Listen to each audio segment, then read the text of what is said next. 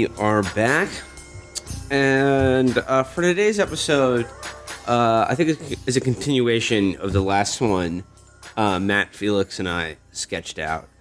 And in that episode, our most recent one, if you go back and listen to it, at the end, I envisioned a scenario. I charted a course out of our sort of malaise, despair, darkness of living in a fading empire, choking out its last breath, with everyone inside, wondering when the COVID is ever going to end, and if we're ever going to have anything better. And part of that, the roadmap that I sketched out here, depends on analyzing a post-colonial text. A post-colonial text that, previously we have asked on this show, and others have too. What if Yoda was 6 feet tall and he smoked weed? What we will do for you today is posit the question, what if Yoda was 10 feet tall and interested in, instead of smoking weed, turning the arms, weapons, and technology of the Imperial Death State against itself in an act of revolutionary violence and oneness with the world and the environment and the World Tree? I'm talking, of course, about Avatar. And, we talked about it last week, and we were so moved by it that Matt, Felix, and I had to go back and rewatch Avatar and share that experience with you, because I do believe, like the words of Frantz Fanon, it does create, through movie magic, a popular, up until very recently, the highest grossing movie of all time, of which the point is basically that to become a real human being, you have to lay down your life in revolutionary violence against the state. So, to that end, we bring you Avatar, directed by James Cameron of the Dipset crew. Yeah, this is a movie I've talked about for a very long time, that every time I talk about it, people always go, I don't get this bit. The blue guys were funny. I'm not kidding. And I think Matt and Will were kind of kidding. Yeah. Yes, I was. Absolutely. Before this, they were like, oh, yeah, the blue guys. I don't think they really knew if I liked it or not. But after this viewing, I have successfully Avatar pilled them. Yeah, I'm Absolutely. blue-pilled. I am blue pilled. We've been Pandora pilled. I'm a blue man now. Yeah, I just want to. So, Avatar, it has a strange cultural place, right? Because it made. How much did it make in theatrical release? I have this in front of me right here. Hold on a second. It earned $3,537,000,000 domestically. A record that was only beaten by its disgusting tulpa, Marvel Adventures Infinity War, and Oh wait, I'm sorry. No, I fucked that up. I was like, what? 3 billion? Yeah, no. Sorry, it grossed over $2 billion worldwide. Right, still amazing. $700 million in the U.S. and Canada. Right. So this was a record that was only beaten by The Adventures. And what's weird about this movie is it didn't have the cultural purchase of The Avengers. Like, there's going to be no... You notice... I was thinking about Jamie Harrison. You know Jamie Harrison, the guy who ate shit to Lindsey Graham? Oh, yeah. Oh, right. I was thinking about how in his Twitter bio he says, fan of Marvel. I did not know that. No Democrat. And I thought all about the Democrats who are like, oh, we're like the Avengers, or even like Dan Crenshaw, who loves Avengers shit. It's just soy monoculture bullshit. It's the safe thing to like. No one ever did that with Avatar. But you know what they did do with Avatar? People's middle-aged fathers wanted to kill themselves to be alive in Na'vi. People started questioning empire. I remember my brother posted about this when I was posting about Avatar literally all weekend, that my mom and dad called him on the phone. You know, he is like an adult with a job. They called him in like 2010 and were like, you have to see Avatar. And my mom, who is like, I think, like in her late 50s at the time, was like, it's about capitalism, imperialism, power, racism. And then my dad just shouted in the background, it's about love. It did have an amazing effect on people. But the media consciously did not want it to be memeified. And it couldn't be memeified because it's too... Yeah. You couldn't process, like... People like to point that out about Avatar. Oh, it had no cultural, long-lasting impact. Well, what is the actual cultural, long-lasting impact of other big movies like The Revengers? It's memes. It's easily digested little pellets of like things that replace your personality. The stuff in Avatar that's memorable. It's not like it's not guys in suits who do quips and do bants that you can repeat to your friends. Because Jake Sully is, as we'll talk about, sort of an intentional empty space in the middle of the movie. What the stuff that like is resonant, it can't be translated culturally, and so it just has to go away. Everyone saw it, and everybody fucking loved it when they were watching it, and they're lying if they say they didn't, because it didn't make that much movie. It didn't make that much money. A total new, not a licensed IP thing. Everybody didn't see that movie and was like, that sucked. It's just that. Over time, as they, thought about it, and nothing could stick because there was nothing in the culture to like pick it up and turn it into anything. Yeah, and you can't see Avatar and love it and cry like I did watching again. I cried during parts of it. I never cry during movies or anything. I've cried twice in my life. Once when I was born, and the other time was when watching Avatar. You can't do that and then go on with your life. You have to make a choice. You're like, do I love Avatar and the message of Avatar and the world of Avatar? And as we'll get into later, the world of Avatar is just love. Yeah, we can live in Pandora, but and then go, Obama's epic. Obama, who's not pulling out of the Pandora district of Afghanistan. Can you like a Marvel, even, Avengers, for all their liberal peons, they're so Ken doll-esque, so shaved down, so smooth, that even a full-on reactionary like Dan Crenshaw can love them. But you can't do that with Avatar. You can't be like, I love Avatar and I want Tom Cotton to be president. No. But because both sides of evil of Empire are represented as the bad guys in Empire in Avatar. I saw something today on Twitter that said that Chris Evans's portrayal as Captain America probably did more to rehabilitate the idea of America as a good place in the world than anything else that's happened in like subsequent time period. And you know what? There's probably some truth to that. But the guy who said that thinks that's a good thing. He thinks that's a good thing. He thinks that's a good thing. And the message of Avatar is like unlike the adventures, like this idea that the good people come together to fight on behalf of like the values that we as Americans hold dear to ourselves. The message of Avatar is that if you are a good person, you need to come together and destroy America. And literally lay down your life, in a violent revolutionary struggle against the American state. Avatar is telling you have to be Chelsea Manning. Like if you can't, you have to betray your country. You can't be a cog in the machine and feel bad about it, and that's enough. You can't be Martin Freeman, the soy CIA man from Black Panther. Yeah, you can't do that.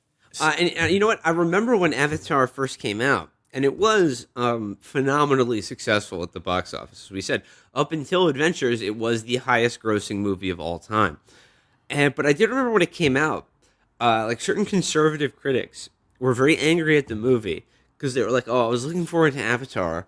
But then at the end, I couldn't believe that Hollywood has gotten to the point of anti-Americanism in which they would presume that the audience would be cheering to have these stand-ins for American GIs be annihilated in combat. I was there. They did. They did. People were standing up in the theater. People were standing up in the theater and rooting for the Viet Cong. Yes. In Chicago, in theaters all over the fucking country. They were doing that. And you know, like, Felix, you're right. When I first saw this movie, I thought it sucked. And I thought it was kind of an embarrassment to look back on. And then I sort of ironically liked it. And then I was like, yeah, you know, there's something good about it. But yes, Felix, and James Cameron and his entire sort of canon of movies, which this very, very like fits into, you know, has convinced me that this movie is not just good, but maybe a masterpiece. Because like when I first saw it, I was like, oh, this is just Dances with Wolves. This is just a remake of Dances with Wolves or Pocahontas or something. Like, we've seen this story.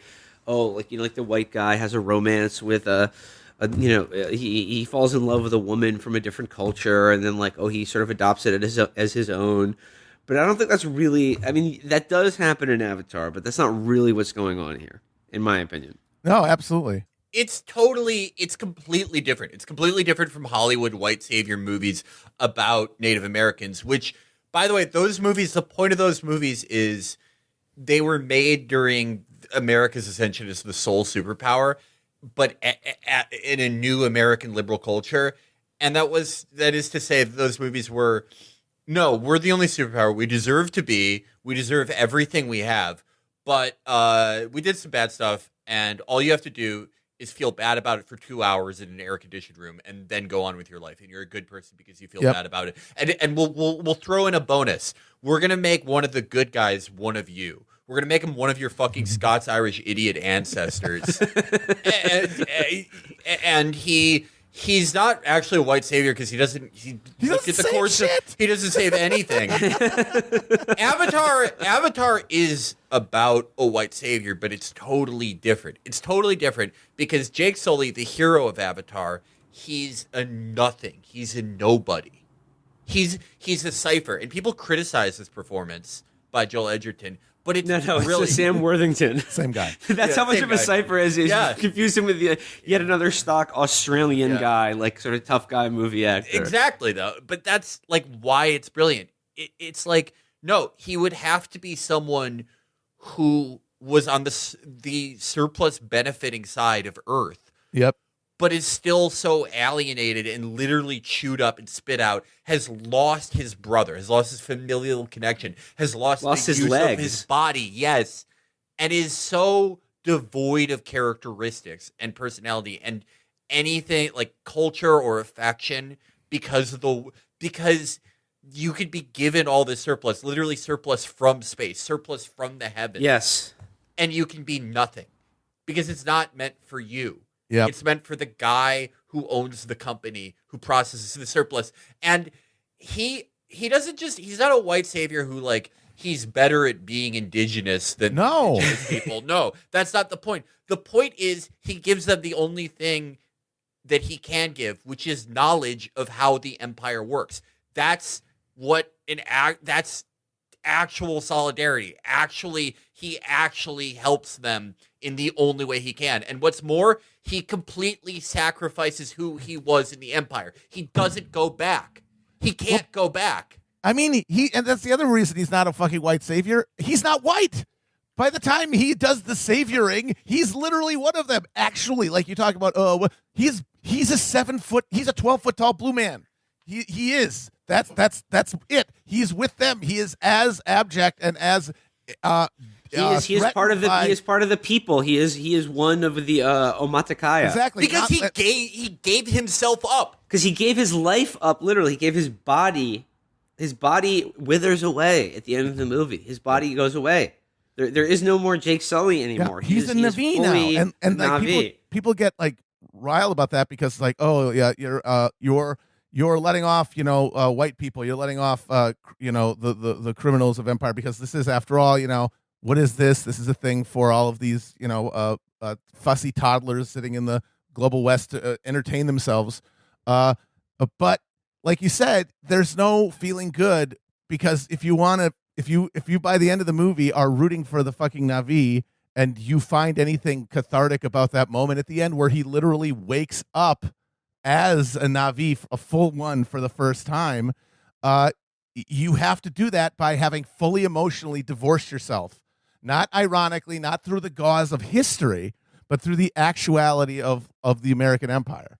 All right, so let's get into the movie itself, because I mean, like, we referred to some of the elements of it, but I think by sussing out the details, I think if perhaps you're rolling your eyes at the case you're making here, I think describing the film itself and some of the parts in it will hopefully begin to clarify where we're coming from here. So the movie begins in I believe it is the year 2154. It is in a future in which we have discovered a resource-rich, densely forested moon of a gas giant planet in the Alpha Centauri system, and that we have been, because we have depleted all of Earth's natural resources, we have begun to mine this sort of Eden-like planet for a rare earth mineral, or I mean rare Pandora mineral called unobtainium, that is now like oil, like petroleum on Earth, is like this sort of engine of our global economy, and like this is our new like sort of extractive form of capitalism. And the main character, Jake Sully, played by Sam Worthington, is a former Marine who has been paralyzed in combat. He's a paraplegic. Paralyzed, by the way, and the movie makes clear, in a campaign fought in Venezuela. Yep. So once again, Cameron is telling you here, this is the future, America. Yep. This is where we're going. We got to march over the whole surface of the world to physically secure its resources as they dwindle. And the end of that is not some fixing or getting it to anything new. It's, oh shit, we got to find another planet. Yeah, we literally have to find another Earth to rape and pillage, to keep our home planet, to keep the system of capitalism going on our home planet. Yeah. Did you guys see that that like viral news story a couple weeks ago where it's like there's a comet worth 70 trillion zillion dollars in Milky Way or whatever. It's like, boy, if we could just get our hands on that baby, our problems will be over. Yeah, so like, and it is strongly implied as well that the Earth of 2154 is a husk. Yeah, that there are no more trees. There is no more nature on our planet, because we've destroyed it all through the process of extraction, capitalism, and exploitation. So we just have to find a new Eden, and the unobtainium there, and take it.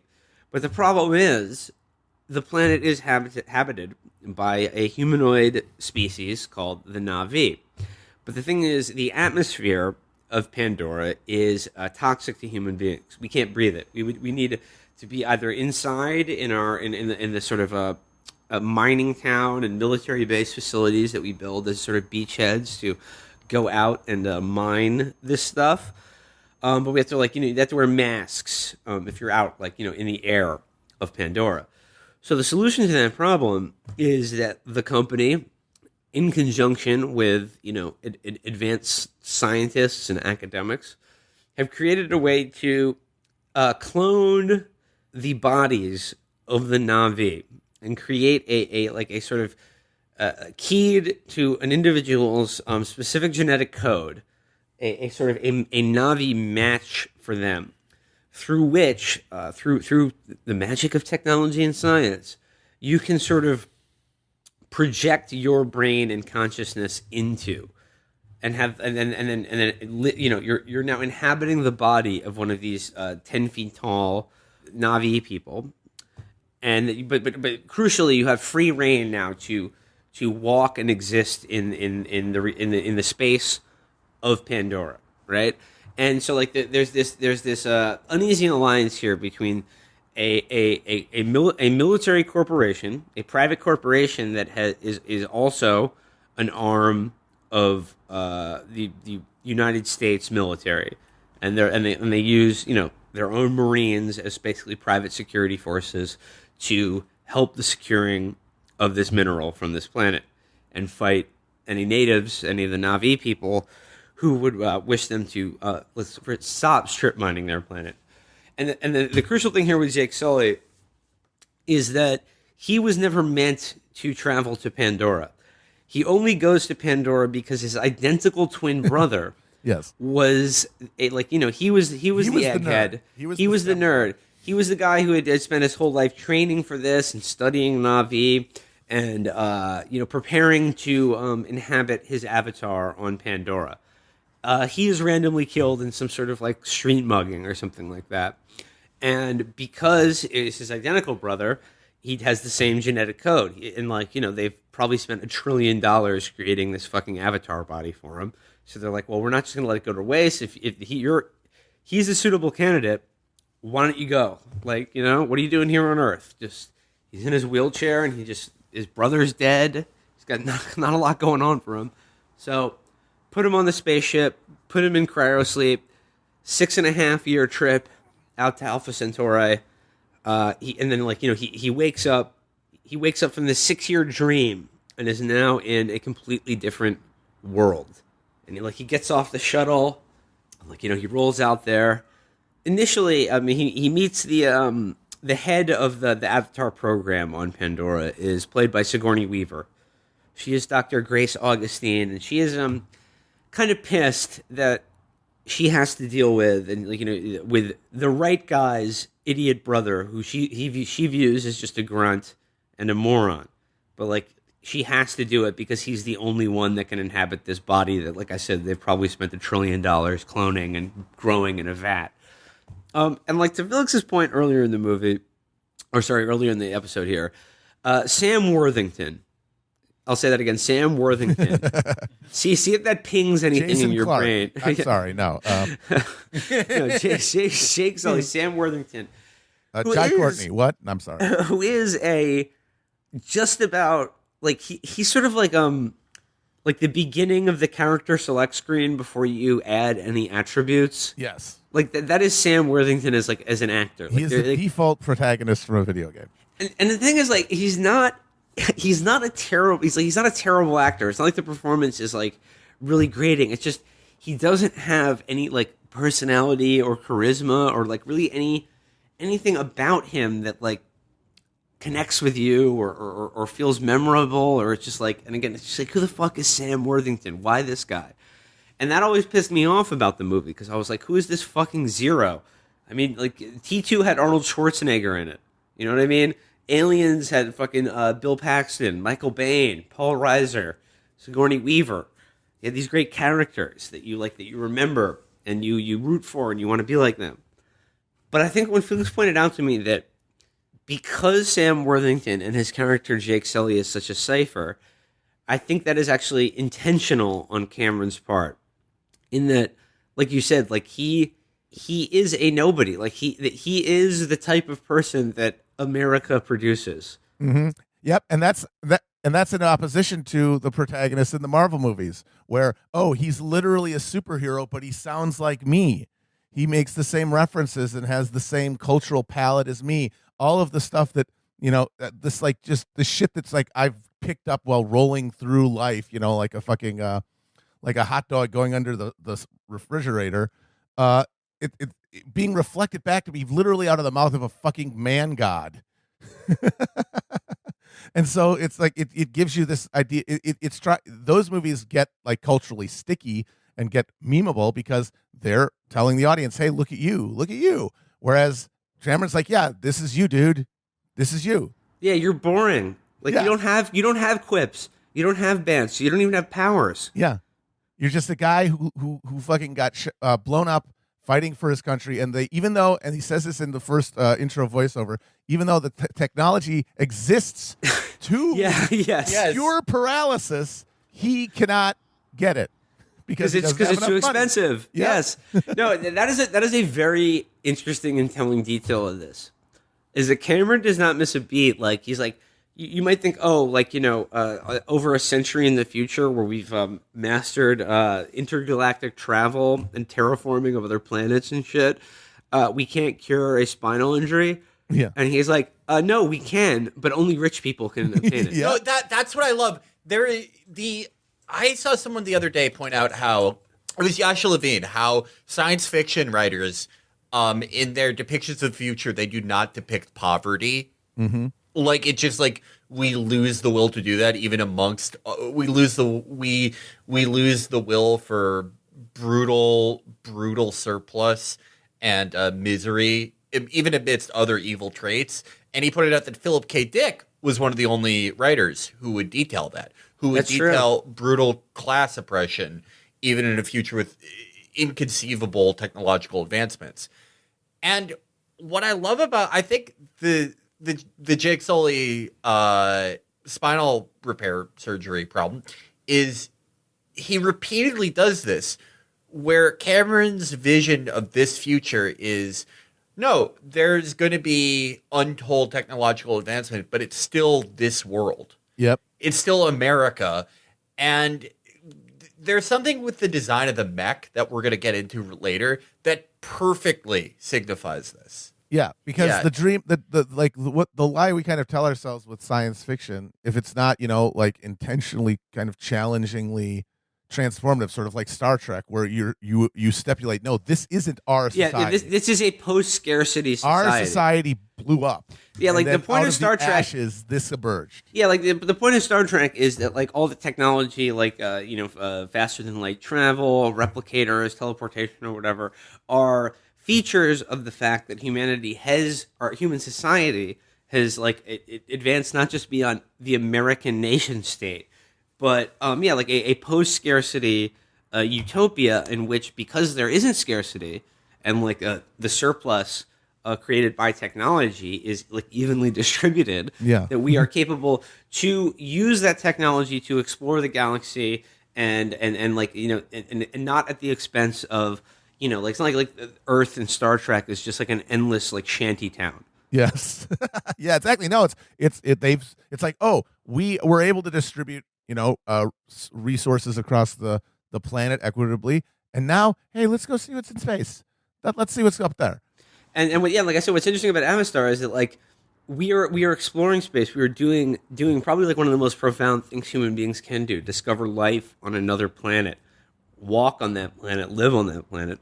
We are only doing it to just continue the merciless death drive of capitalist accumulation. Yep, and that's because like I said, I forgot. The lie of science fiction that isn't explicitly utopian like Star Trek is that technological innovation by itself will lead to some sort of phase shift in human civilization. Yes. And Cameron is pointing out we've had 200 years of technological innovation. Things have changed, but the basic structure has only intensified a process of extraction. Yeah, man, I see a lot of that shit on Globe Twitter. Yes. Is that like they all think there's a lot of problems and maybe America isn't perfect, but you know what? With our innovation and like innate creativity, like there will be technological advancements that will just kind of solve these problems. The cotton gin will surely end slavery. Yep. Like apparently we have the technology to use to have like basically every potentially pandemic virus have like early R&D prepared, so that if one emerged, we could have a fucking vaccine in like 3 months. But there's no money for someone else to make there other than the money you're paying scientists to help people not die. So yeah, no, I it's F. Murray Abraham and Inside Llewyn Davis. I don't see a lot of money here. I will make it less abstract. We have a million plus group of able-bodied young adults who could safely provide food and water and every necessity for people during a lockdown, and more than have the funding to do that. That exists. We have been tasking them during this pandemic with driving multi-billion-dollar obsolete technology around the South China Sea and getting lost. Or having rocks thrown at them in year 25 of the war in Afghanistan. Yeah. And we have the technology, like you're talking, like we have the people. We also have the technology in the form of, stuff like the basic algorithms that power, things like delivery services. But those only exist to lose money for giant speculative fucking venture capital firms that are pretending that they're going to build a fucking driverless cars or whatever, and are literally just pouring money down a giant toilet that ends with them getting a giant glass cube home to live in suspended animation and forever. Okay, so like I mean, now we bring up another character that's important to the movie. The villain of the movie is Colonel Miles Quatrich, played by Stephen Lang. Who, in the movie is actually like very good, memorable performance. It is a very good villain character, and he is the portrayal of colonial, like imperial military management and violence. And like he is a former jarhead, just like Jake Sully, who is now in charge of security for this private corporation. And security means he is there to manage and suppress the native peoples of Pandora. And he's just sort of a swaggering, scar-faced, hard-bitten. He is someone who is hardened by the frontier, and he gives this spiel to all the people when they first arrive on Pandora, where he's like, "Make no mistake, everything outside that wall wants to kill you, and it is my job to keep you alive. I will not succeed. Look to your right, look to your left. One of those people is going to be dead in the next 6 months." Dental school is very difficult. I expect a third of you to wash out. A lot of people like when we're trying to make fun of Avatar, they will point out that the first thing he says is, "You're not in Kansas anymore," and they roll their eyes. That's a fucking cliche. What do you think this asshole would say to those guys? That's how those assholes talk.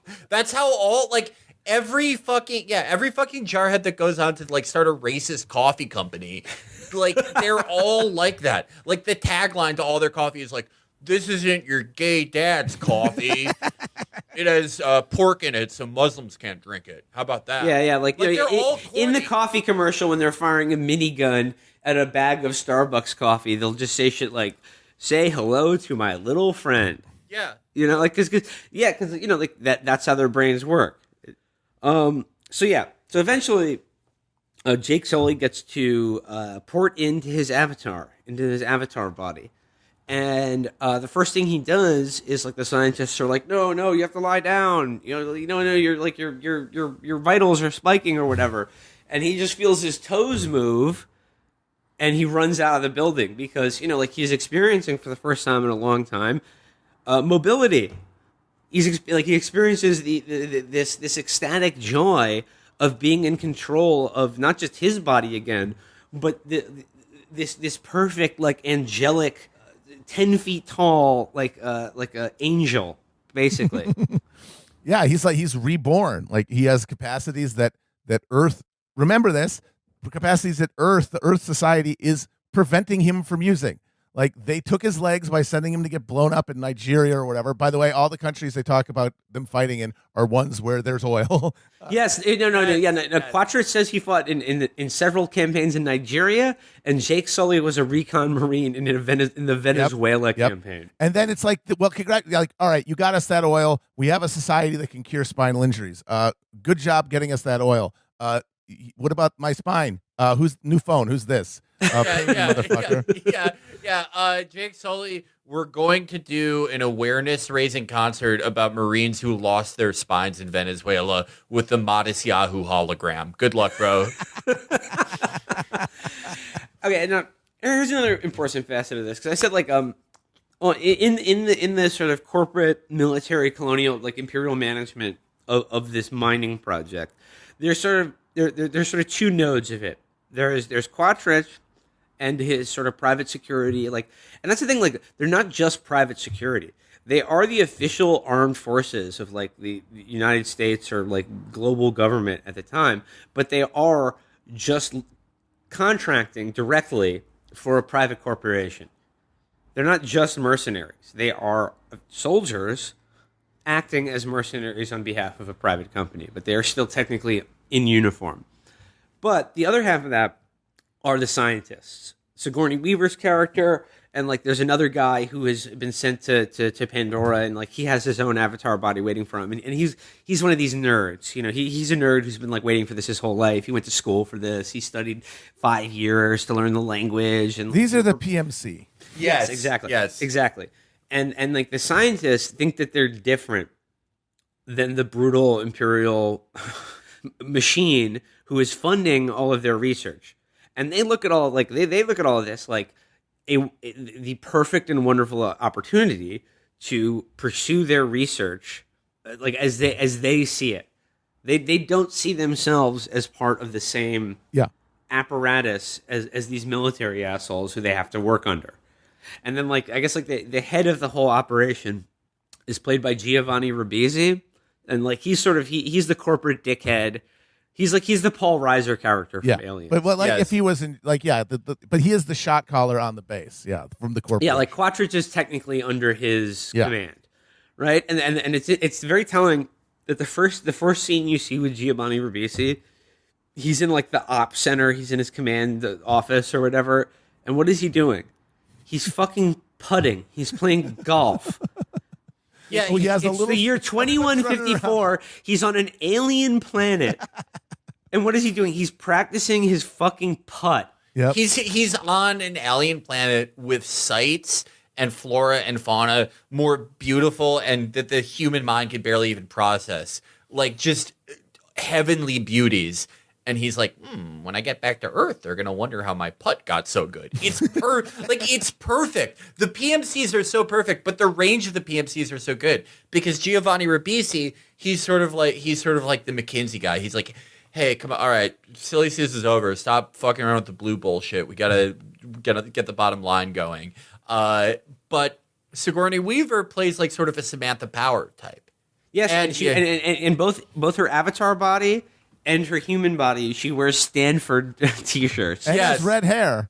It's so that is not unintentional. Yeah. That is not unintentional. But it's like what's so great about it is like the PMCs who like think that they're better than the Marines or Giovanni Ribisi because they have an appreciation for this culture that they are just as well raping and pillaging, just sticking their fingers in the open sores of this beautiful planet. They think they're better because they think when they go home, they're going to like introduce Na'vi words into conversation and tell people the blue guys aren't all terrorists.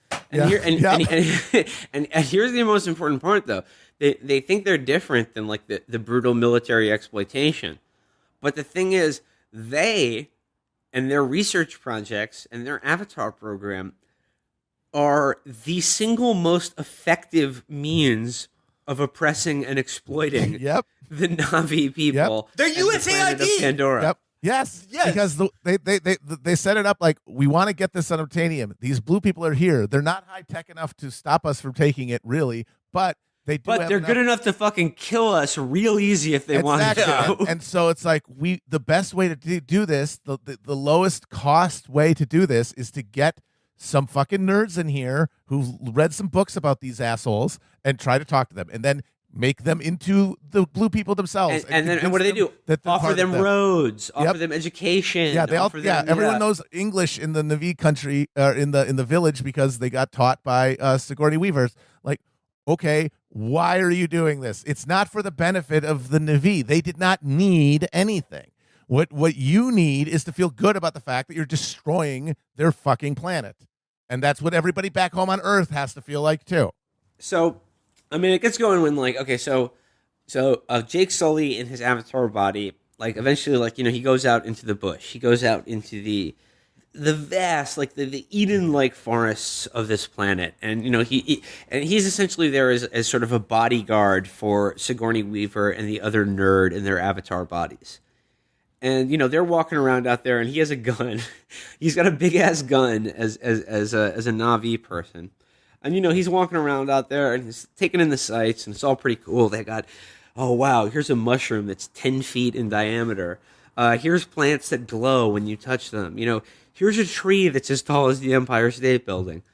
He's walking around out there, and then eventually, because he's a dumbass and he doesn't, you know or respect the environment he's in, he has a run-in with a creature I believe on film they call a Thanator, which is basically like a sort of, I don't know, imagine a tiger covered in like, you know, bulletproof plates and 6 legs. And he the tiger chases him through the forest. He gets separated from Sigourney Weaver and the other guy. And he's out alone by himself at night in this alien jungle forest. And while he's, stumbling about, being beset by, there's sort of like a species of dog-like things that also have 6 legs. They're like Dobermans, but wetter. Yeah, very wet, very sleek. And he's bumbling around out there trying to survive. And who comes across him but basically the princess of one of the main village. Her name is Neytiri, and she is played through all mocap by Zoe Saldana. And she easily sees him because she's drawing a bead on him with her enormous bow and arrow, which is actually I think one of the cooler parts of this movie is that the Navi's bow and arrows, because they're 10 feet tall, shoot arrows that are basically like being run through with a pool cue. They're enormous, and she's drawing a bead on him because they understand what the Avatar program is. Yeah, they understand that just because this asshole looks like them, but he's still walking around with fucking pants and a fucking and an iPhone and shit. That they understand that this is a false body being possessed by a demon. Mm-hmm. And she rightly understands that if you see one, you should kill it. Yes. But in, kind of a corny way, as she's drawing a bead on him with the arrow, she sees this sort of, this ethereal spore floating on the air, sort of dancing through the air that lands on the tip of her arrow right at the decisive moment. And she interprets that as a sign from the deity that they worship, Awa, which is Awa represents this kind of this biological network that connects all living things on Pandora, from the giant mushrooms to the trees to the wet dogs to the wet dogs to the fucking the mega tiger, and she pauses and then she saves him from the wet dogs. And then he's like, thanks, hey, it was pretty cool, right? And then she's mad at him. She keeps calling him baby. Mm-hmm. You're baby. You are baby. You are baby because he's irresponsible. He doesn't take responsibility for anything. He's loud, and he very much like a baby on his own doesn't know how to live. Literally, will die without an adult. So she decides to become his adult. And then there's another scene where the same sort of ethereal, angelic world tree spores, dozens of them, sort of just jizz all over him. Yep. And they cover his whole body, and she's like, "Oh well, I mean, shit. If the first world tree jizz wasn't a sign from God, then just them gangbanging this fucking moron. I can. There's something here, right?" And in a classic, as I mentioned, a sort of Pocahontas, Dances with Wolves style narrative, she sort of adopts him as her own, takes him back to the village and sort of brings him before her mother and father, who are sort of the village elders, the leaders of this tribe. Her father is the chief, and her mother is the high priestess, the spiritual leader of their tribe, of their community. And the dad wants to kill him, rightly, correctly so. But the mother does take these sort of signs and wonders from the world tree seriously, and basically says to her daughter, "He's your responsibility now. You got to teach him our ways." And interestingly, she says, "We will see if his insanity can be cured." Mm-hmm. Because what we think our normal human behavior, our way of doing things, our way of seeing the world, is to them clinical insanity. Mm-hmm. Not just insanity, but a term we've used before to describe imperialism, or a strain of imperialism, or a part of imperialism: crackpot realism. Yeah. What is crackpot realism? But 100 years in the future, you have committed wars in Africa, in South America, God knows where else in this alternate history that Cameron has built, all over the world, raping the earth, killing millions, making the Earth uninhabitable and then running it down to its core. All that surplus, none of it put into developing anything sustainable, none of it into developing a better way of life. Taking the people who got you those resources, who killed those people for you, and throwing them in the fucking garbage and going, hey, do you want to become a blue guy, I guess? Yeah, here you go, dumb fuck. And Sully himself, he throws his body away doing this. He throws his life away. He has nothing. Yeah, of course I'll help you.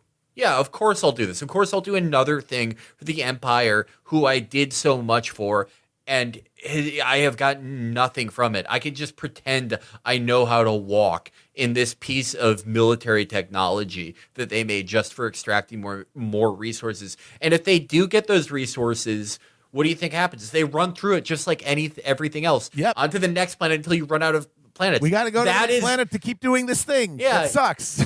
That is the most insane thing. That is imperialism. Yep. It's insanity. It's insanity for everyone except for the fucking reptiles. Yep. Because they're the ones who actually gain succor from sitting in an air-conditioned room and fucking putting on a fake green. Yes. So yeah, like so he becomes sort of adopted by this tribe and by Netheria, and she's going to teach him their ways. And then, like, of course, like he is able to, he wakes up in his human body and is back in home base. And, they're all very excited to find out that he has accidentally gained access to something that they've been trying to do for years. And both Sigourney Weaver and Stephen Lang, the military asshole, both realize how valuable he is now. And they both want to use him for their own purposes. Sigourney Weaver, so that like he can be shown things about their biology, their culture, the way they interact with their planet that she's been trying to figure out, and then this idea of this like I said, this biological network that is like the whole planet is like a brain, and like every living thing is a neuron in that is connected to a larger whole. So they have this like not just a spiritual understanding of this like holistic vision of the environment, but a literal one.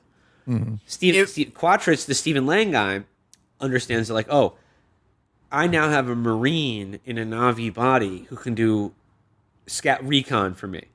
And he's going to get me all the intelligence that I need to, as he says, to find their pressure points so that when it comes down to a firefight, which it will, in his opinion, we can hit them where it hurts, and we know how to kill them better.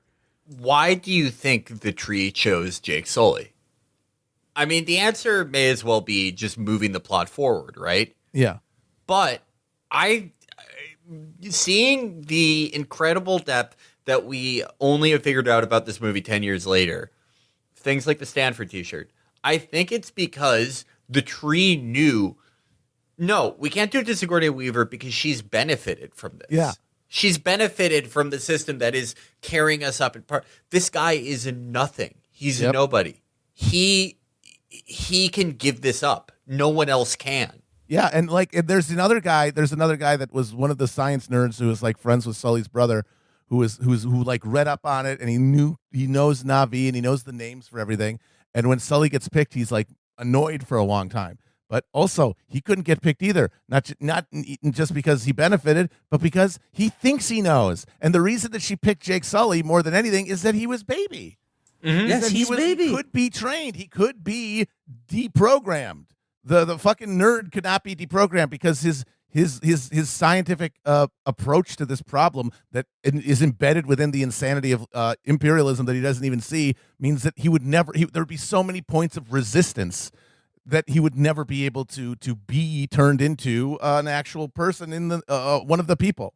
So so what is the actual like intelligence that he's gathering here? Here is where it gets into, I would say, not just one of the more subversive parts of this movie, but one of the, like, in a giant Hollywood blockbuster mega movie, like an actually revolutionary element of this movie is the place where the Netheria and her tribe live is called Home Tree. And like they live in like a village that is inside this like gigantic tree. massive. Like I said, the size of a skyscraper. Keep that in mind.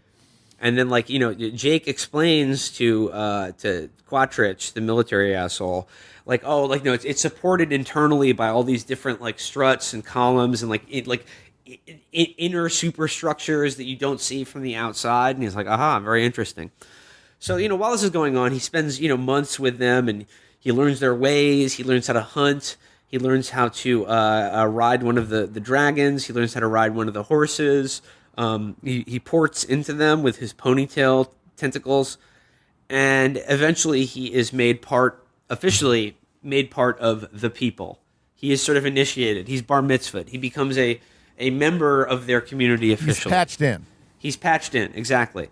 Okay, now, here's something that I have to mention about our film experience in watching this movie that drove me absolutely insane, and I thought I was losing my mind.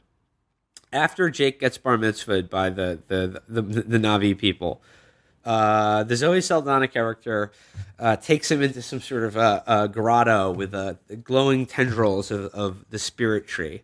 And she says, now as an official man in our community, you can choose a woman. You can choose a mate. And he tells her, I already have.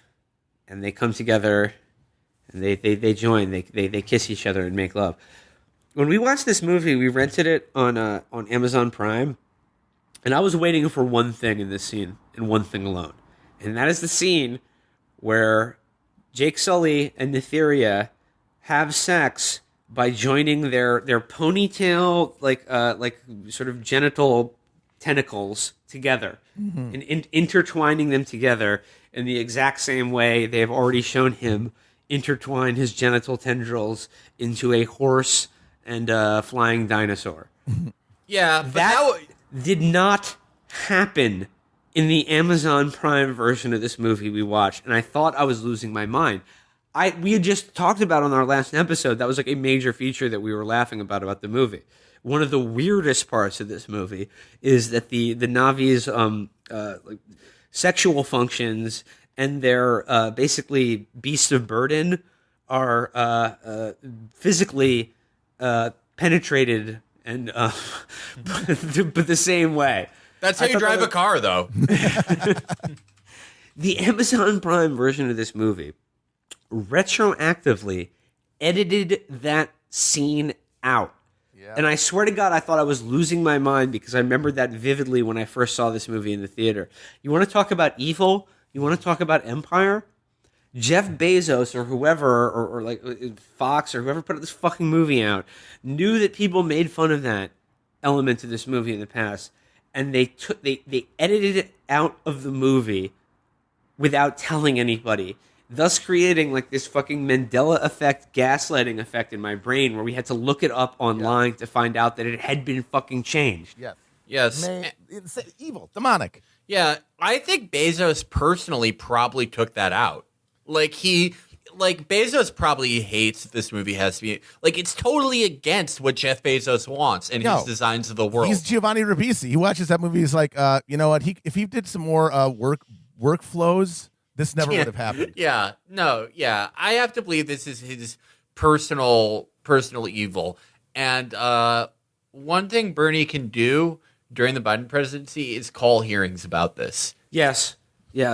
Jeff Bezos, who's named his planet-eating company after the fucking the Earth Pandora that we are in the process of annihilating completely. Yes. Yeah. He's fucking bragging about it. While we are recording this episode, a piece of Earth's Pandora, the size of the state of Connecticut, has just been burned by cattle ranchers in Brazil, and he loves it. That's fucking reptile. That picture of him.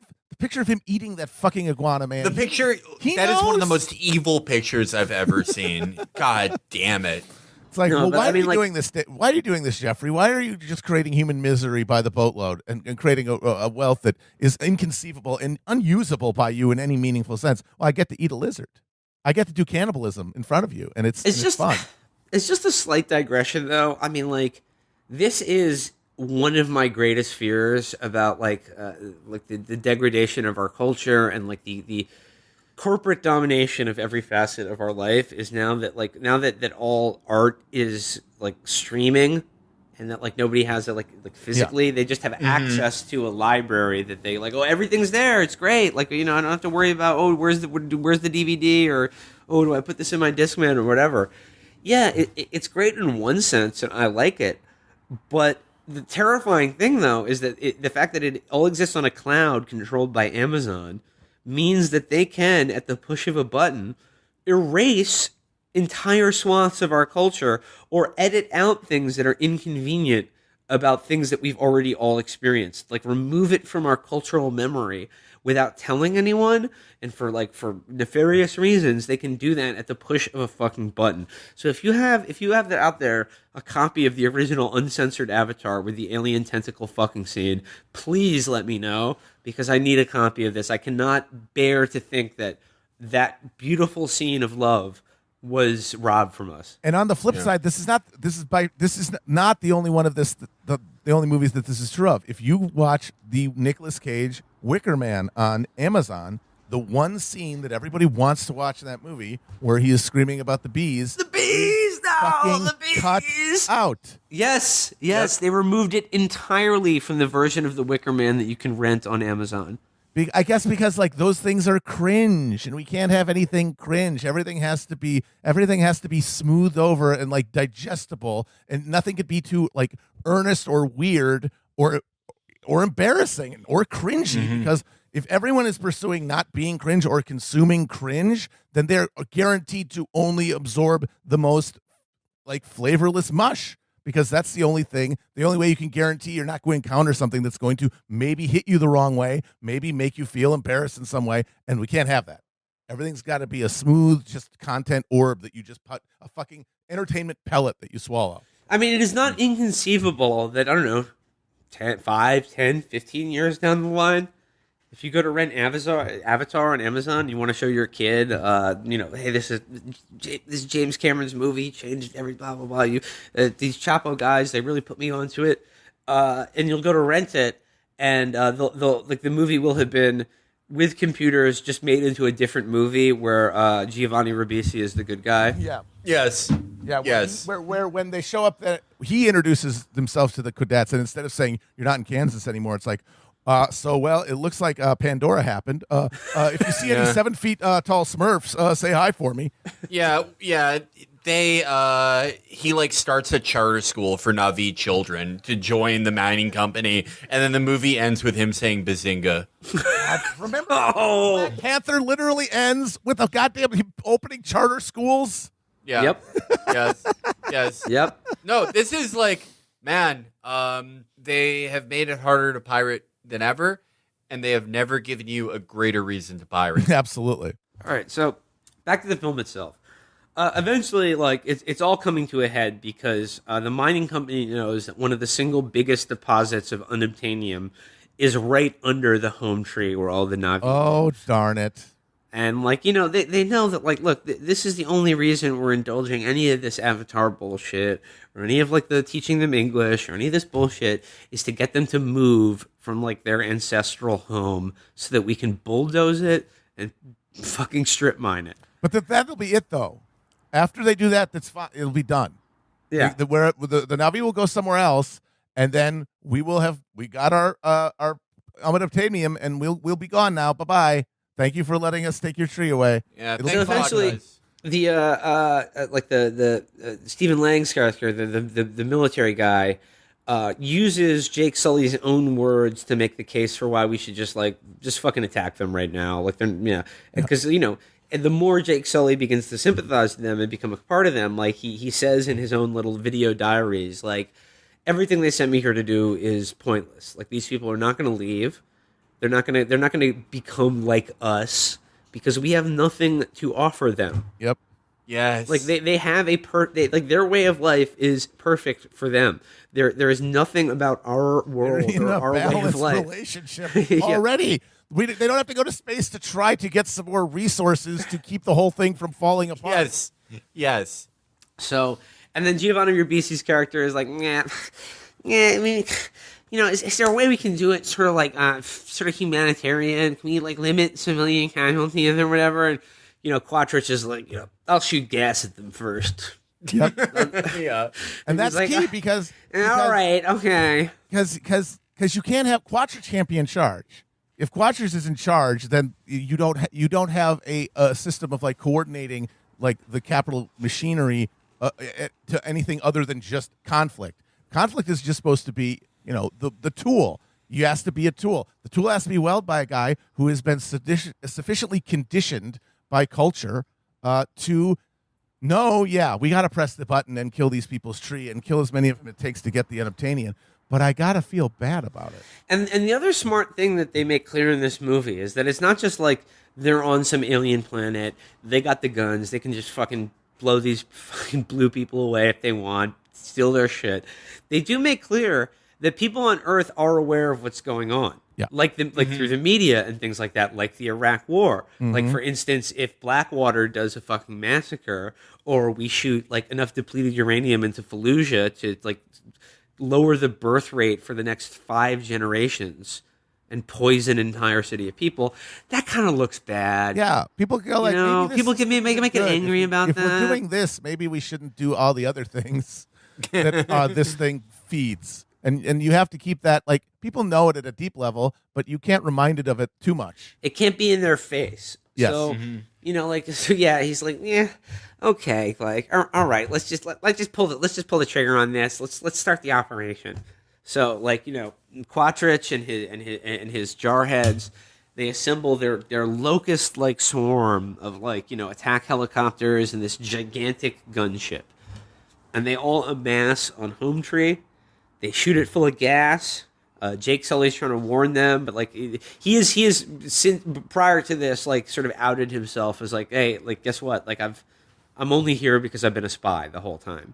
Oops. And they feel a little pissed off about that. I mean, the girl he just had sex with is just like, it's essentially like one of those what? like one of those guys who infiltrates like Antifa and then like has a girlfriend. And then gets her pregnant or something. Yeah. Which, by the way, cops are legally allowed to do. They love doing it. They insist.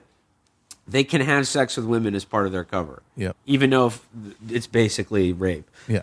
Anyway, so yeah. So then, like, there's an amazing scene in this movie, and even when I first saw it, I didn't really like it. This scene really stuck out in my brain, and this is what I'm getting, like, not just subversive, but actually, like, potentially revolutionary. They shoot gas into this giant tree, and then they're like target the inner superstructure of the tree, and they shoot incendiary missiles into the base of this giant tree, and this, like I said, giant skyscraper tree full of Na'vi people collapses and implodes into itself in a gigantic cloud of smoke. And you were watching this, and it is unmistakable that James Cameron is recreating 9/11, but we are doing it. Yes. And this is we were watching it, like, this is the point. Felix, you said it. The point of this movie that Cameron is saying is that America does 9/11 every single day to the rest of the world. Yes. This movie, if I had to sum up the point of Avatar, it's 9/11 every day. Mm-hmm. That's what it's about. That's what it's about more than anything. Yeah. And this is like, you will never see another fucking director do this ever. Yeah, like the closest is like maybe Spielberg doing War of the Worlds, where it's like, oh, it's 9/11, but it's happening to Americans. It's happening to Tom Cruise. Like, our victimhood is like being eroticized, whereas this is saying, 9/11, that's horrible, all that stuff. Oh, remember that happened to us? No, that's what we do.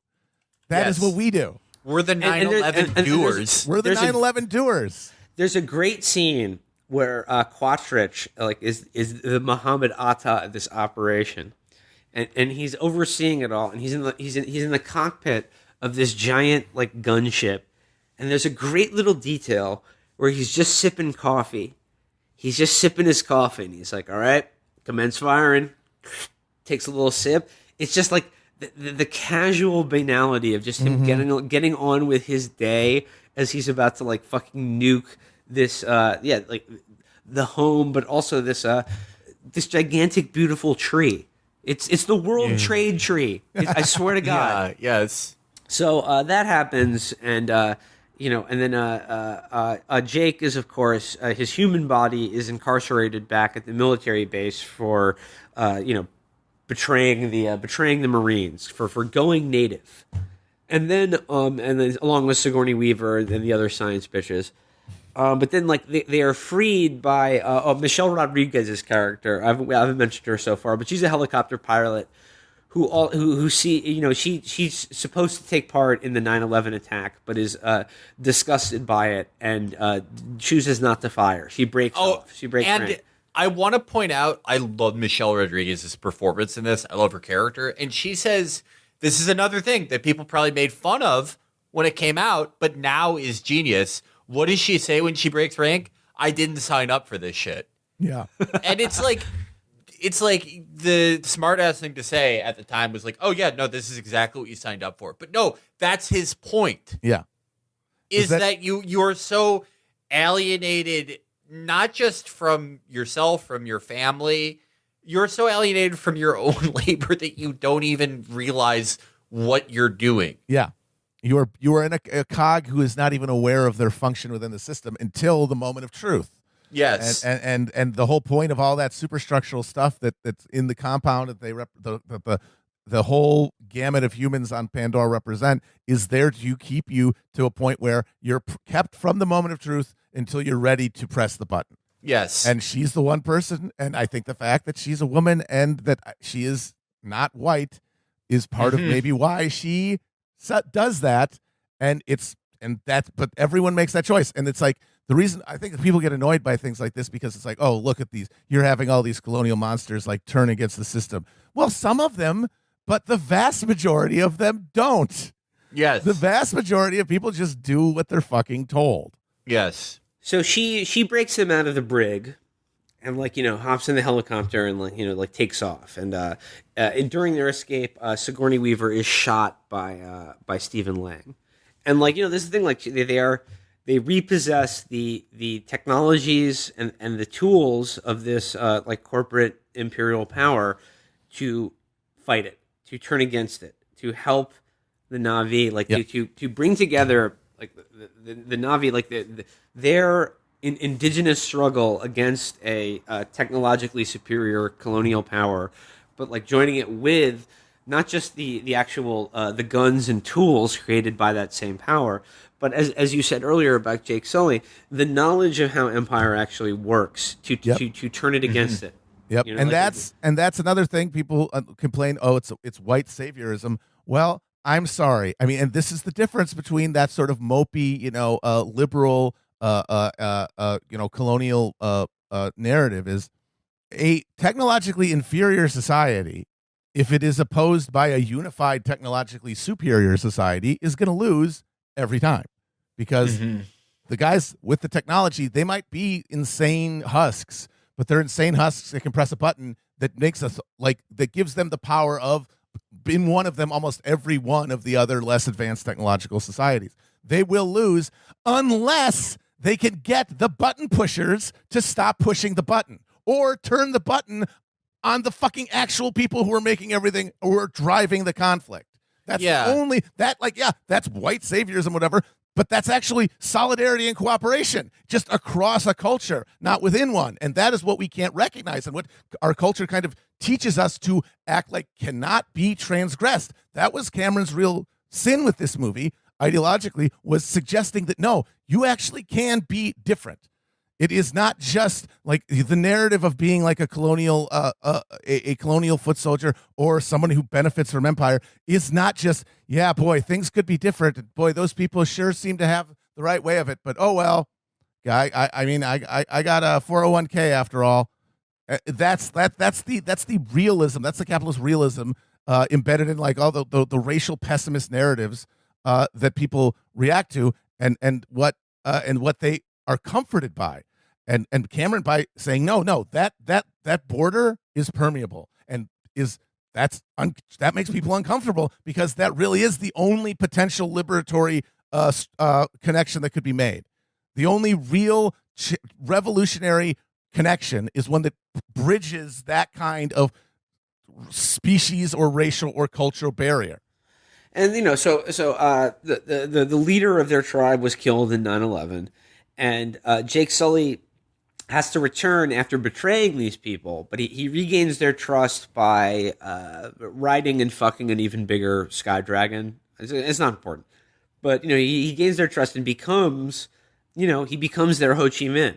Yeah, and he unites not just like the World Tree tribe, but he travels around like there are other parts of Pandora, and he brings together like the warriors from many disparate tribes, and to say that look, if we don't stop these people now, they're coming for all of you.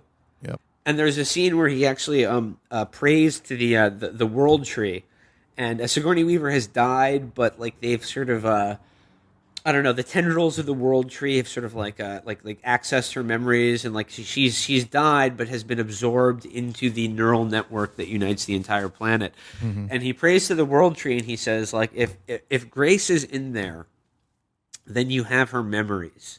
That you can see her memories, you can see what she's seen in her life. And you will know that the planet she comes from, there is no green there. It's dead.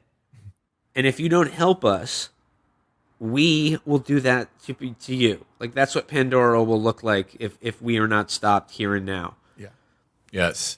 And the thing is, and it does lead to this climactic battle, and you guys can talk about it. But like, what do we start talking about? Like, Jake Sully is this fucking nobody. He's a boring character. You don't even remember his face after watching this fucking movie. I didn't even remember his name. Yeah, I couldn't pick Sam Worthington out of a room if he was standing in front of me right now. But the interesting thing is, how does Jake Sully become a human being? How does he become a character?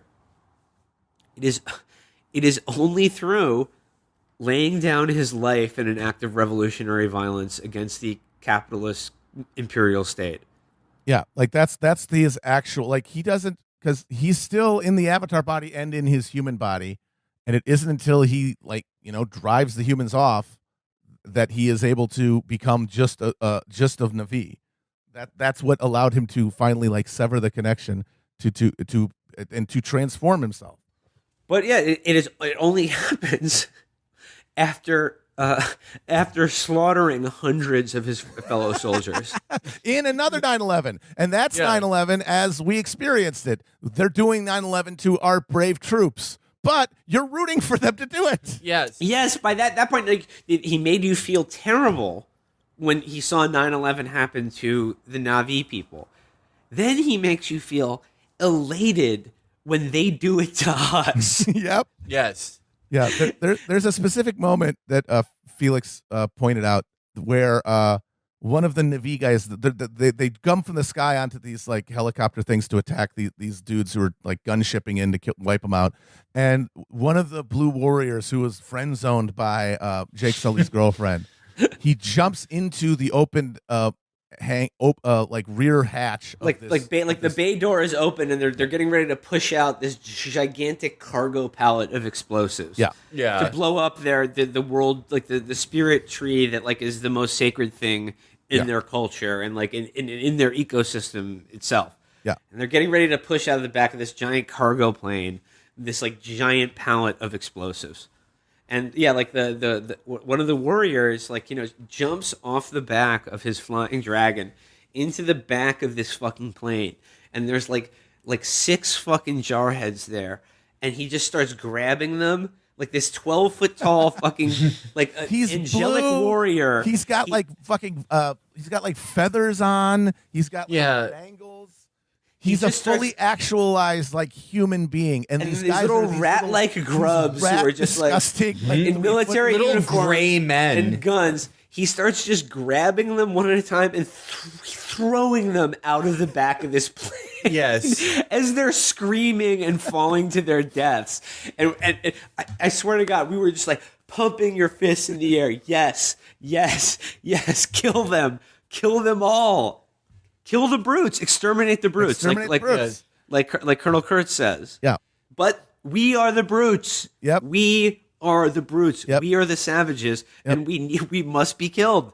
Yep. And I mean, not reasoned with, or that we come together to an understanding that, like, geez, I guess the environment is important. I guess there's a way to sustainably harvest the resources of Pandora so that we can build more shit back on Earth. Yeah. You either have to stop, fight it, or you have to be defeated. That's it. And that is, and like I said, I remember like conservative movie dorks being furious at this movie because they were like, I never would have thought that, like, you know, the sort of sci-fi analog stand-ins for U.S. soldiers, like that audiences would be expected to cheer to see them fucking put to the sword. Mm-hmm. Yeah. And people did. And, you know, Felix, you're 100% right. Guys like Dan Crenshaw can do epic fucking meme shit about Captain America and Thanos, Marvel movies. And so Tom Cotton, I'm sure when he runs for president, will be like memeing about the Avengers and shit. Can't do it for this movie. Nope. No. It's never going to happen. No. Never going to happen. No.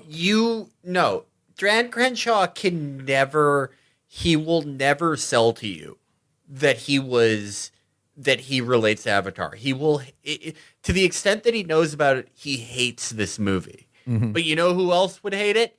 John Brennan. Yep. They all hate it because they are all the bad guys in it. 9/11 happens to it, and Americans cheered at it. That is why we were the people dancing in the street in New Jersey. Yeah. That is why you will never see memes about Avatar. That's why everyone you know who is alive saw it and loved it, even if they won't admit it. I definitely did. And then here's another part of that, and this is a very important part of it, is that James Cameron, unlike all the people who have like created this new hegemonic blockbuster theatrical experience, which it's gone for now. We'll see if it comes back. Hint, hint. But those guys, they understand that like the text of the film is to be by the audience, not experienced emotionally, but processed intellectually, turned into memes.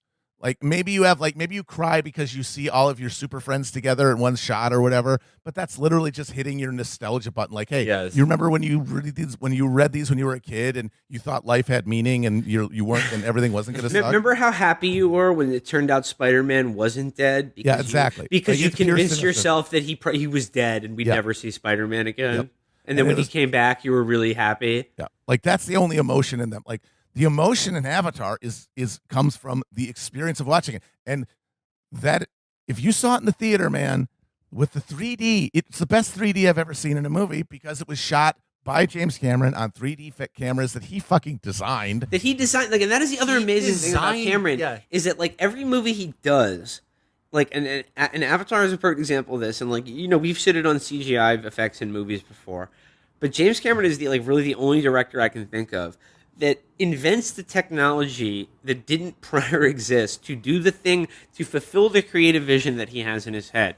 And if it doesn't need to be done with computers, he won't do it. But with something like Pandora, like what the vision that he is hoping to achieve needs to be done digitally. Yep. And he needs to do that by creating new technology.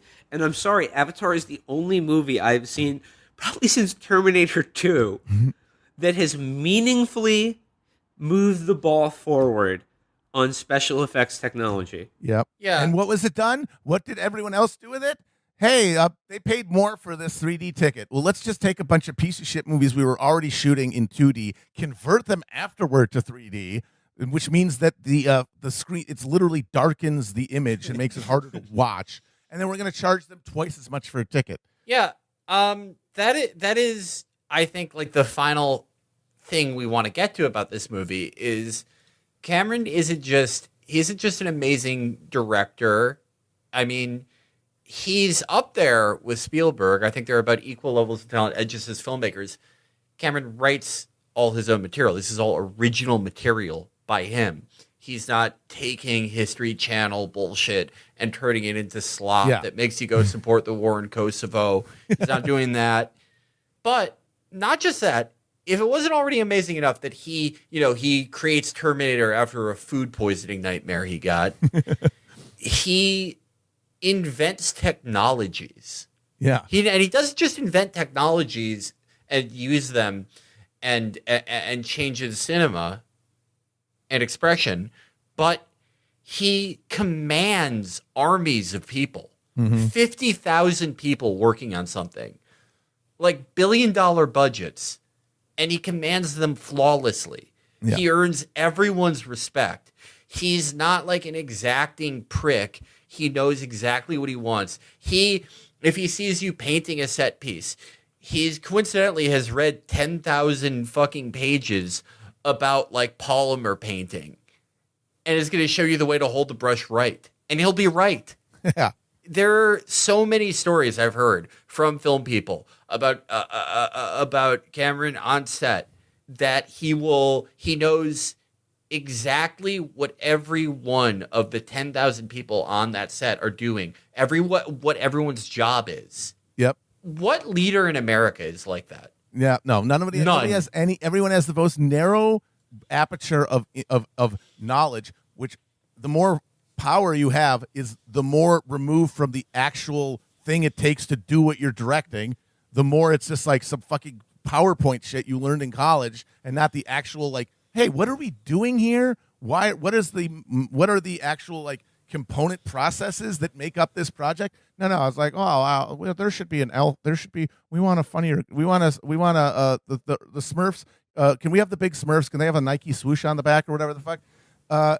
And that is why I've realized, we were talking about this last time. We said movie looks like they're going away, and the thing that might honestly save them is the fact that motherfucking Cameron is right now in New Zealand in a city-sized set making 3 Avatar movies. And a lot of people say, when it was announced and when they started shooting it, they say, oh my God, who asked for this? And the answer is, we all did in our hearts. We didn't know it, but James did, and he's trying to bring it to us. I remember reading a story about how Cameron apparently came across some quote by a critic who said, it's weird how Avatar made all that money and has no cultural footprint. And he said, well, I'll show her a cultural footprint. And of course, that reads like an egomaniac. And the thing is, Cameron is an egomaniac because, he has this confidence and he has this ability to do stuff, which means he's probably not wasting time in his mind communicating things to people, at their level, which does definitely mean he ends up kind of going up his own ass in his own mind. But that's not just him saying, oh yeah, I'll show you cultural import. It's that the reason that, as we said, there was no lasting thing about Avatar is that it couldn't be digested. It was emotional and it was subversive in a way that the memes and the cultural fallout of stuff like Star Wars and Marvel can't be. And so it didn't. And so when he says, I'll show you fucking cultural relevance, I'm going to make 3 more of these motherfucking movies, he's essentially saying, I am going to give you Avatar movies until you turn into fucking Na'vi. And I think watching these movies turns you into a goddamn Na'vi. There will be your fucking cultural relevance. And if you don't believe us, watch this movie again. This movie, he started working on the special effects like during the Clinton administration. Yep. This looks better than any Marvel or DC or whatever fucking $1 trillion fucking movie. Yeah, it looks way better than Star Wars. Every CGI object has density, momentum, weight. Yep. Every battle you stand up and cheer, even when you're watching on a 20-inch TV, you stand up and cheer watching the Na'vi jump into space C-130s and destroy jarheads. When the 2 or 3 more of these comes out, when 4 or 5, no, this is humanity's last chance. As Che Guevara said, 2, 3, many avatars. Yes. Yes. Well, no, I mean, what I want to say is, when you're saying at the beginning, Avatar didn't have any lasting cultural impact because it wasn't memeable. Yeah. It wasn't a movie where, everyone's doing lines to each other and referencing it in other movies and things like that, because I think as a filmmaker, Cameron understands that movies are an experience. Mm-hmm. And he wants you to have an experience watching a movie, to see something that you have never seen before. Yep. And that creates the potential for you to feel something that you've never felt before. Yep. And you know what? Again, there's plenty of this movie as sort of as jaded, kind of cynical, ironic people that may strike you as a little bit corny, right? But that's fine because I genuinely do think megalomaniacally or not, he wants you to feel something and he wants to change the way you think and he wants to save humanity. Yep. Yes. And He it's like, wants to hey, save why don't humanity. It's like somebody says, and people point out, oh, wow, easy for him to say, Hollywood celebrity, this movie isn't going to change the world. That's cope. Yeah, we're all coping. Everybody's coping. But James Cameron can make a fucking movie. That's what he's good at. What do you want him to do? Something else that he would be worse at? This is not Cameron is not the Orson Welles or the D.W. Griffith or that of our time.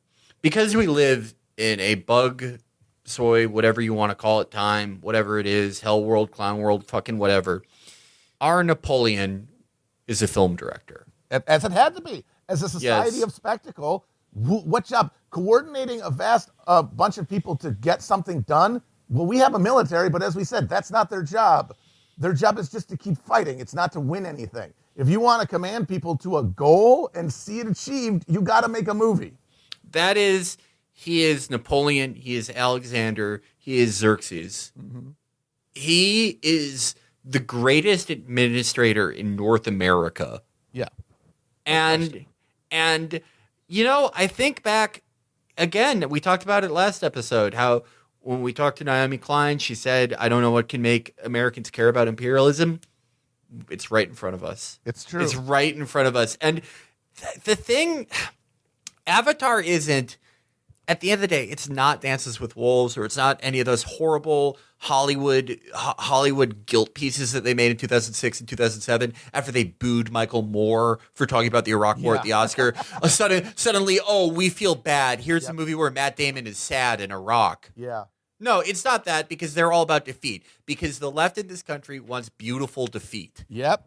Because they have accepted at a deep level their powerlessness because of their comfort. Our comfort is attached inextricably to this machine.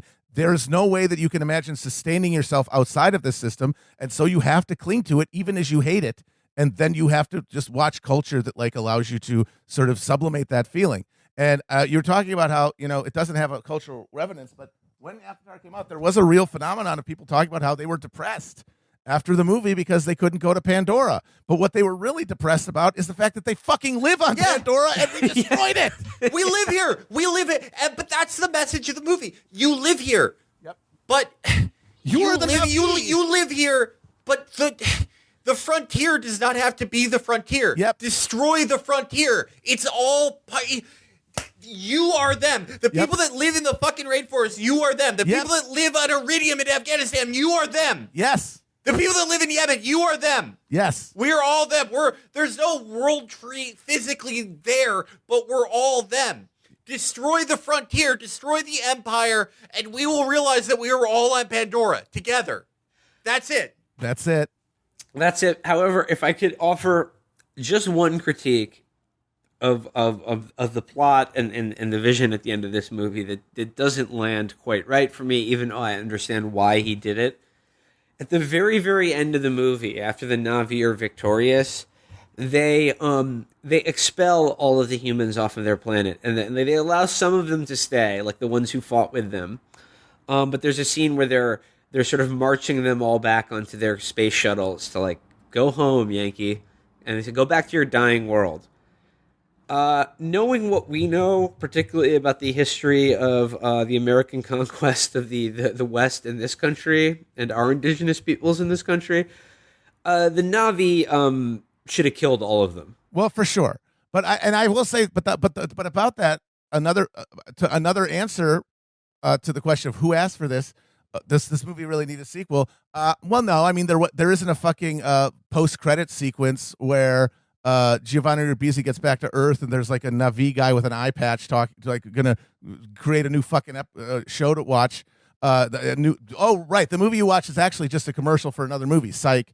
But just narratively, as an Earthling, as one of the people from the dying planet, that okay, they're gonna come back and kill all of them, unless Jake Sully and the Na'vi are able to turn enough of us into them to stop it. And I gotta think that that's what these movies are going to be about. These movies are, I hope and I think they're going to be about the concept of obliterating the frontier. Yes. Yep. because all this stuff, especially even the most like critically praised, like, post-colonial narratives, they all reify the frontier at every point. They say that because you're in a different society, because one is an extractor and one is an oppressed person, there can be no like human connection there. And it's like, well, yeah, as a matter of the mechanistic outcomings of people's relationship to the means of production, that's true. But God damn it, you're also a fucking human being. And the only hope we have is that individual human beings, enough of them in a chain of reaction, have a literal change of heart, are able to transform themselves from within. Turn the dying planet into Pandora, turn themselves into the fucking Navi. That is the only shot for humanity. Yep. It's not, the only shot for humanity is that hundreds of millions of people have a change of heart.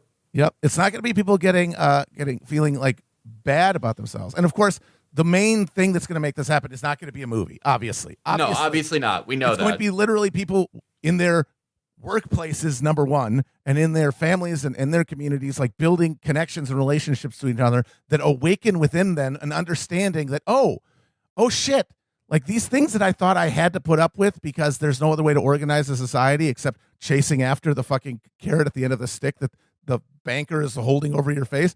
Oh no, there's actually a way for us to conduct our affairs equitably. There's a way to distribute surplus justly if we acknowledge the common humanity of everybody within our group, and those groups expand. And, if that's going to happen, one part of it is going to be people having experiences, not just in their lives, but in their entertainment realities.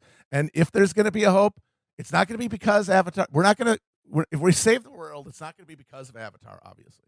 But I do feel like if there are future textbooks of like the bad time and how we got through them, there will at least be like one page, about Avatar. Oh, in the middle of this thing where the empire was like eating itself and going insane and its last throes of like colonial madness, the biggest movie was about how the machine was a diseased freak that needed to be put down. Yeah, and all other movies were about how the diseased freak has a human face and is in fact good and your friend. Yep. They were about enough empowerment zones among the Na'vi, enough midnight basketball on Pandora, and you'll be able to achieve this synthesis where you never break down the barriers, you never change the relationship of exploiter and exploited and oppressor and oppressed, but everyone's nice enough everyone's accepted their lot enough that there doesn't have to be a lot of that horrible violence. You don't have to have the mean guy with the scars shooting people because everybody has essentially conditioned themselves to accept it.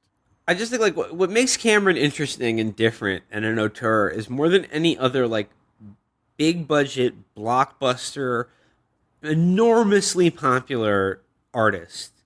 His films, whether it is The Terminator killing an entire police station full of cops, whether it is the T-1000 literally being a cop, whether it is the Colonial Marines and aliens being washed out immediately, washed and totally unprepared for the alien force that they face, or whether it is a Na'vi throwing fucking Marines out of the back of an airplane as you cheer ecstatically. James Cameron in his movies really does portray in a way that is entertaining, in a way that kind of like, it gets through under your natural defenses. Exactly. That America is the bad guy. Yep. We are the bad guys. When you see a movie and there's like it's the Empire in Star Wars, or it's Thanos, and you see the evil conquering forces in movies that are fought by good people, that is America. Yep. And why is that? Partially because Cameron is a fucking Canadian. Yes. There is another thing. Pretty much all his movies are about the evil of America or the American empire in one way or the other. But I think one thing his movies are positively about, all of them are about motherhood. Yes, absolutely. Yes. Yeah, yes. And how that is like motherhood and like nurturing is the antidote to the psychosis and the violence and the inevitably, as you said, the inevitably self-defeating and annihilating violence that will destroy the old thing itself. Like that's the big thing is that Cameron is pointing out these systems are terrible, but it's not like, oh, it's so sad that they're doing that, but I guess they're just going to keep doing it forever. No, there's something embedded else within it. It will be destroyed. Everyone will be destroyed. the only antidote is the opposite of that, is motherhood, is nurturing, is community. Mm-hmm. Yeah. I would love to get into T2 and about how it's about motherhood, but this would be a 4-hour episode. Yeah. Then I think we'll have to save that for another time. Yeah. I think we should wrap it up here. Yeah. And I will close by saying to all of the Jake Sully babies out there listening, and I include myself Absolutely, in that yeah. category. We're all Jake Sullys. We are all baby. We are all Jake Sully babies. We see you. James Cameron sees you. Yep. This is Chapo Trap House signing off From Pandora. from Pandora. Where you live too. Yep. Bye. I see you.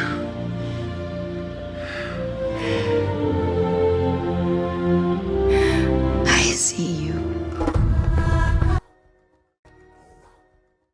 I know things look pretty bleak here on the old Chapo Trap House. You know, no food for babies. You know, COVID is killing more people than ever. No money for vaccines either. And they're running out of vaccines. Not going to have any new vaccines. Plenty of money for war in the Ukraine. Fundamental rights being taken away from us. So the question is, like, you know, what do we have to look forward to? Is there someone out there? Is there a hero? Is there someone who's going to change the world and redeem humanity? Well, friends, I think there might be. We've talked about it before. Avatar 2 is coming out. Yes. James Yes, dude. Cameron, like the years and years have gone by. Years have gone by since the last Avatar movie. We haven't heard much about James Cameron, but he's been there. He's been working. He's been working nonstop to redeem humanity via Avatar 2. To do a simultaneous civilizational mind jump to Pandora by exposing us to the most intense sensory experience possible. Frame And, you rates know- that will literally drive you into a psychotic break with reality, reemerging in a newly enchanted land. Yeah, gonna happen. yeah, yes. In 2009, he caused people to become depressed and despondent that they did not live in Pandora. After over a decade of technological advancement, and Oh my God. I think people will actually transform the world into Pandora, possibly. Yep. I It's think a giant Stargate he's building in all those IMAX theaters. yeah, I think that, like, everyone kind of agrees that, like, at least after 2021, after things had splashed down and moved around a bit, after 2021, it seemed like it would be kind of impossible to accomplish COVID zero. Who knows if it could have ever been accomplished? I know who could have accomplished it, though. The Yep. greatest administrator on planet Earth. The Napoleon of our era. If he ran for president, if he was just seizing power, I would not just, like, vote for him or march for him. I would sell both my gaming PCs Absolutely. and give James Cameron- give it to him. I would trust him with the absolute power of like a temporary Cincinnati style dictatorship because we know what his values are. He's told us in the films and they're good. And if we could just let him do it, we would all be better off. He is the one person who could solve every institutional problem.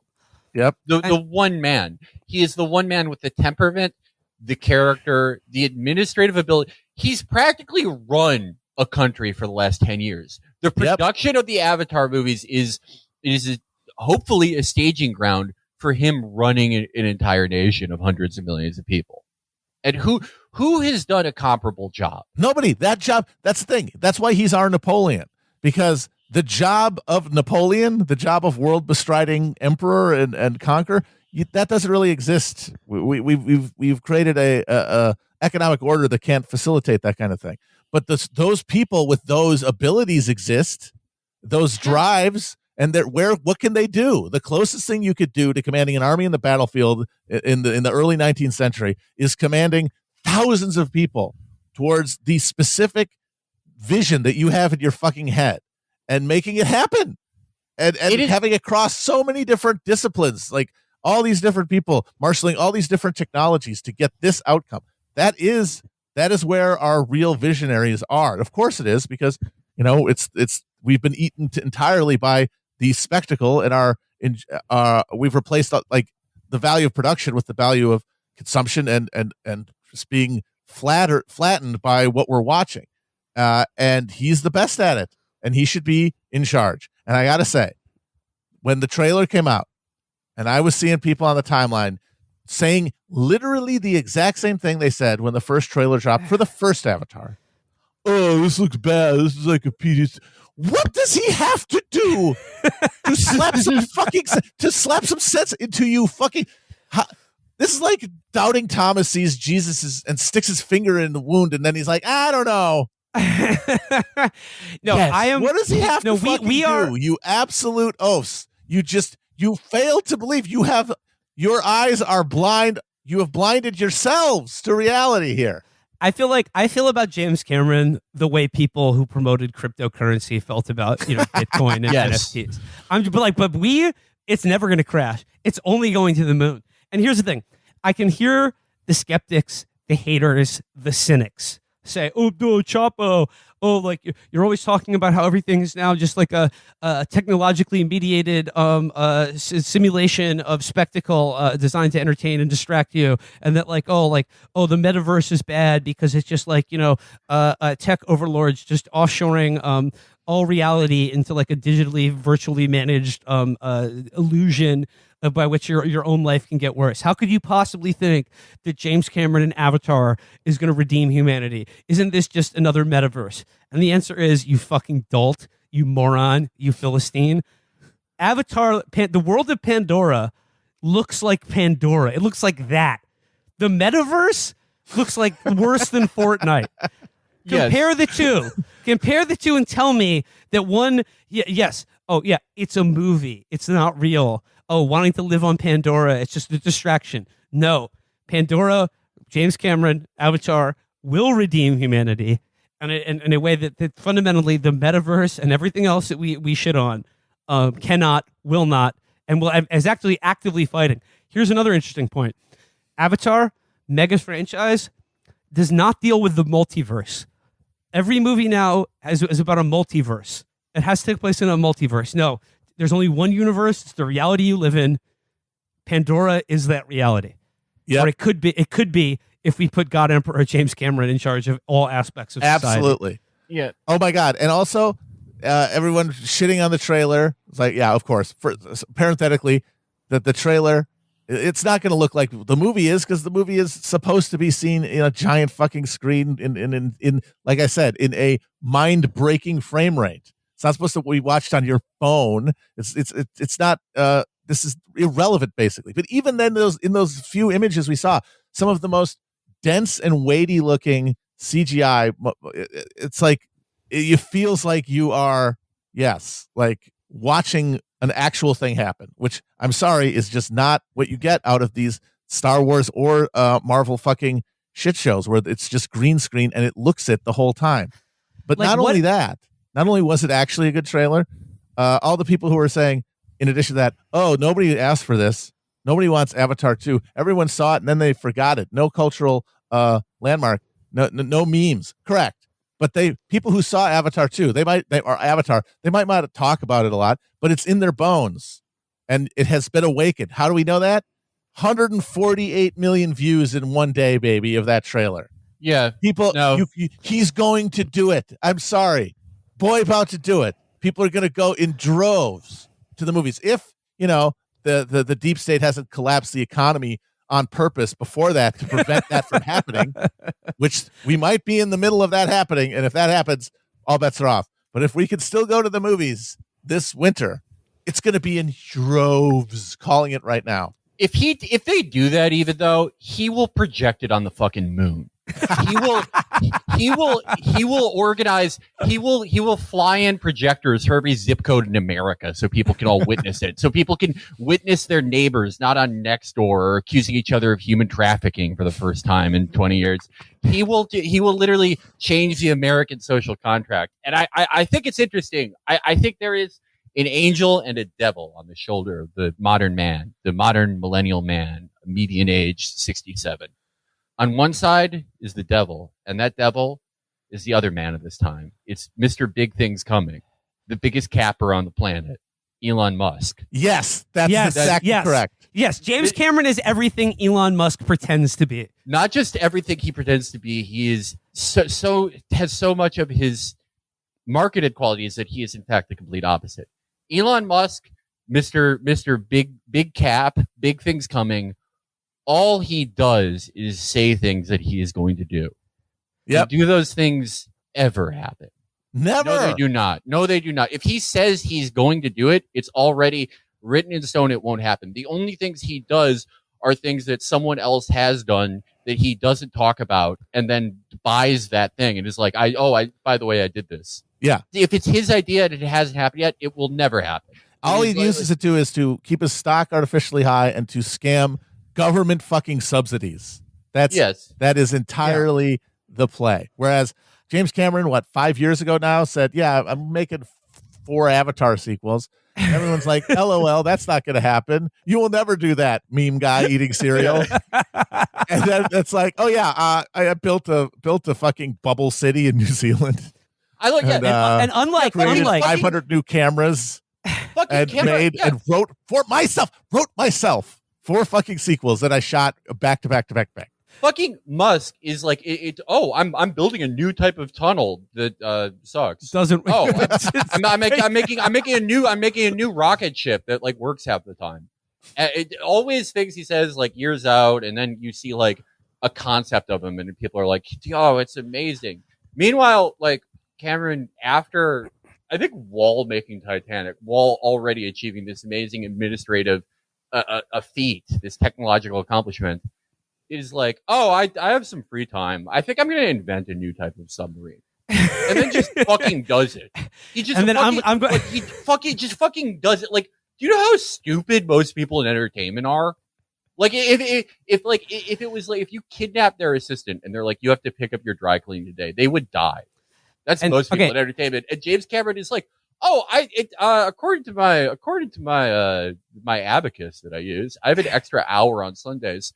Look, that's perfect. That's enough time for me to invent a new type of fucking submarine that can plumb the depths of the earth. And like, here's the other thing: lost knowledge. Unlike all of the other shittier imitation meta multiverses that we're entreated to be distracted by or to enter in, like Marvel movies or whatever. Like the thing is, like they're chained to a production schedule that demands that like at least 2 of them come out every year. So that when it comes time to actually watch the big screen, like laser battle or whatever, it's just like it's like dishwater, because like the computers, the animation is just like they just got to get it out there. It looks flat and dead as hell. Whereas only James Cameron could not just have written himself, but spent like over a decade rendering a single bead of sweat that's featured in like a half second of screen time. And here's the thing, like.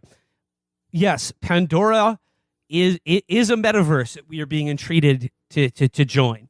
But it's like Gnosticism. There is the false metaverse and then the true metaverse. and then we are being distracted by all these false multiverses that are counterfeit. They're gruel. They are a distraction. Pandora is the real metaverse. Yeah. It is and this is why James Cameron, unlike capper of the century Elon Musk, James Cameron will be the one responsible for extending the light of consciousness to the stars. Absolutely. And you know why? Because the simulation, not just the simulation of reality that he's created, it is not just a perfect like imagination expanding environment of which you can imagine being in. It is a vision that is like pink to our real world of like what is possible if we change ourselves. If we evolve our consciousnesses, we can pass through that veil into not the false simulation, but that we can pass and create for ourselves a better like universe than the one we live in. Absolutely, because this is the good. Oh, this is just the same worship of impotent worship of Musk. It's the same kind of fantasy of being redeemed, but in the Musk one, he does all the work. And then he just unveils new products for you to buy. And then you buy those products and then everything works out. And it's all on him. With the Cameron vision, when you come out of Avatar and you are in Pandora, you have to act like you're in Pandora. That's Yeah. what fucking saves us, is the way that we behave, not along the consumer access that will have us all making the rational economic choice to buy Elon's epic technology. Yes. We have to act out of something deeper than that fucking shallow self-interest that is what is driving us into oblivion. Okay, yeah, my actions in the real world and in my life and in my relations can be influenced by a wet dream rendered in fucking N64, or by alien spiritual Gaiaism used through Tales where you're the Viet Cong. Yeah. Well, which one's going to be better? And like, by the way, like, I'm sure people will accuse us of hypocrisy, right? Because we made fun of how, every guy who calls himself an investor professionally, it's been the dick riding Olympics for Mr. Capper, Elon Musk. We've made fun of that. Some will say, "Oh, how can you make fun of the concept of dick riding?" And I will say, we're not. Yeah. That they're doing the bad type of dick riding. And we're doing the good riding. one. They're doing the dick riding Olympics. What we're doing is the dick riding Promethean struggle. Yep. we are dick riding the fire from the gods and bringing Absolutely. the light of humanity. And I'm sorry. And then a falcon comes down, and we have to dick ride the falcon for eternity, but it's worth it. And like, if it's James Cameron's dick, I'm throwing a saddle on that bad boy and just My God, just trotting away. The Sully's climactic riding of the Turok that allows him to lead the Na'vi into victory in battle against the Earthlings. That is literally a dick riding scene. Yes. And yes. Dick riding. And- There's nothing wrong with dick riding in and of itself. It's like getting mad at the rain. It's going to happen. If there are types of people, there are going to be guys who are dick road. There are going to be guys that dick ride. There are going to be people that do both, like me. And it just is. It is like light and dark. Yeah. When you're in the discursive space, you cannot opt out of these concepts. Is you the Substack fantasy is that you can operate by some sort of objective criterion that applies across everything and like roots out these notions. Nope. You got to pick a side, and you have to go by like your gut. And to the charges of hypocrisy among the little brains, the like I said, the dolts, the dunks, The no-tails. the dullers, yeah, the no-tails. Here's the thing. Yes, what James Cameron is offering is a technologically mediated simulation of reality that we are like offloading our consciousness to, and some might say responsibility for the world we inhabit already. However, here's the thing. Back to Gnosticism. The reality that we inhabit already is a false one. Mm-hmm. And this is the key component of movie mindset. Movies are an illusion of reality, but in their falseness, they are in fact the authentic reality. Mm-hmm. And what's so important about James Cameron and the fact that he is the American Napoleon and he's the one man I would trust with like Napoleon-like authority over like all aspects of the human economy, culture, and social life, is that the false reality that he's created is one that is so exquisitely detailed and rendered that like to break out of the false reality that we exist in, you need another false reality that is so powerful and so overwhelmingly immersive that is the only hope to free ourselves from the shackles of this false reality that we interact in, that we think is real. Yes. Here's the metaphor. Okay. In the Dark Souls games, there are these things called painted worlds, and they physically appear on the outside world as paintings, but you can be physically drawn into them, and they're a separate parallel world that exists outside the world that everyone else lives in. And they are meant to be sort of a quarantine zone or a refuge for misbegotten things and people that have lost their place in the real world, the most bereaved people. They are supposed to be gentle places with gentle inhabitants that either were feared by the gods or just lost their purpose out there in the harsh world. The problem with the painted world is that it always rots. It always rots, and it must be burned down, and a new painting must be done.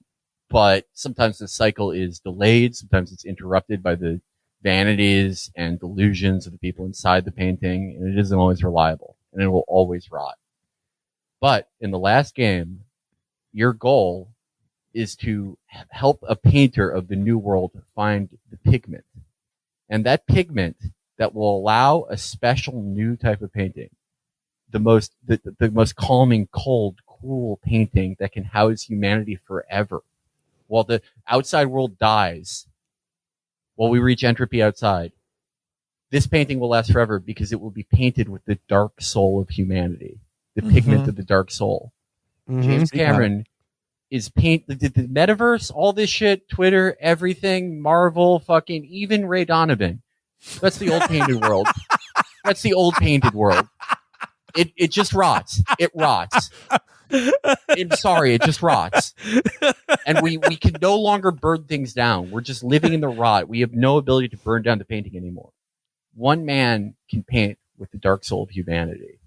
What makes us good and bad. That's James. And he will give humanity a cool, gentle place. Okay. While the world outside dies. Felix, you say a cool, gentle place, a tranquil world, a calm hue, a calm pigment. Avatar 2, The Way of the Water.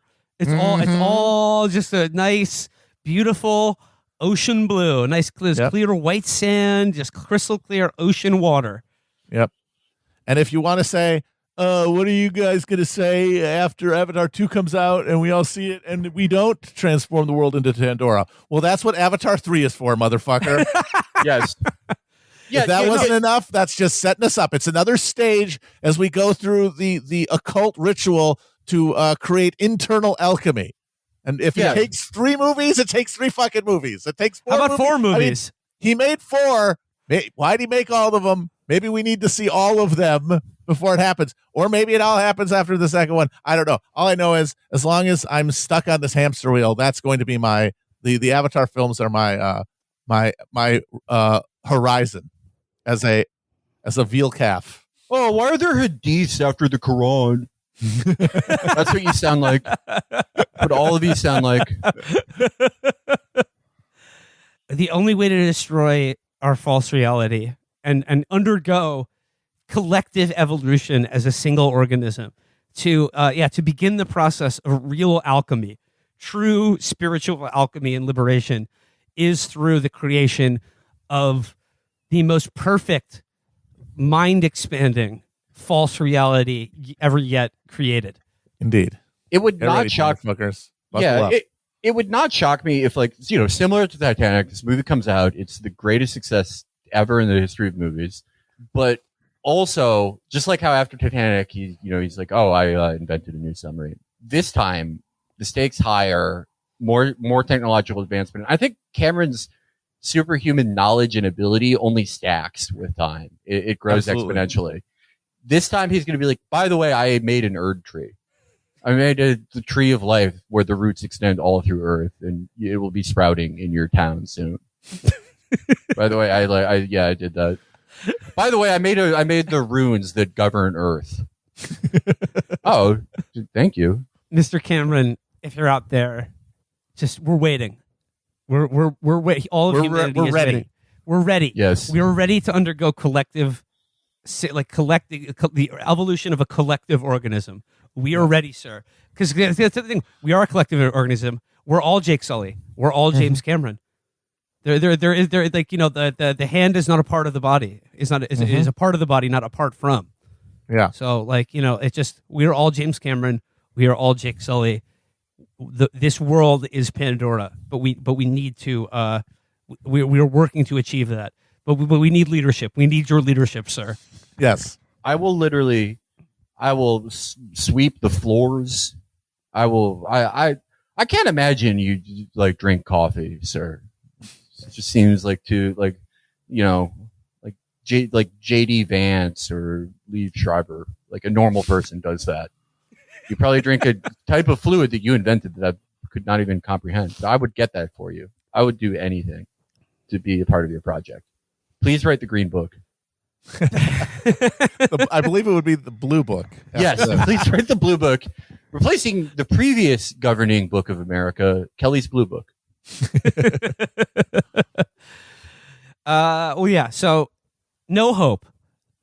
I know things look bad now, I know we're all feeling a certain level of fear and despair, but like, you know, like in the power of the human imagination is the power to create any world, to transcend any of this false reality.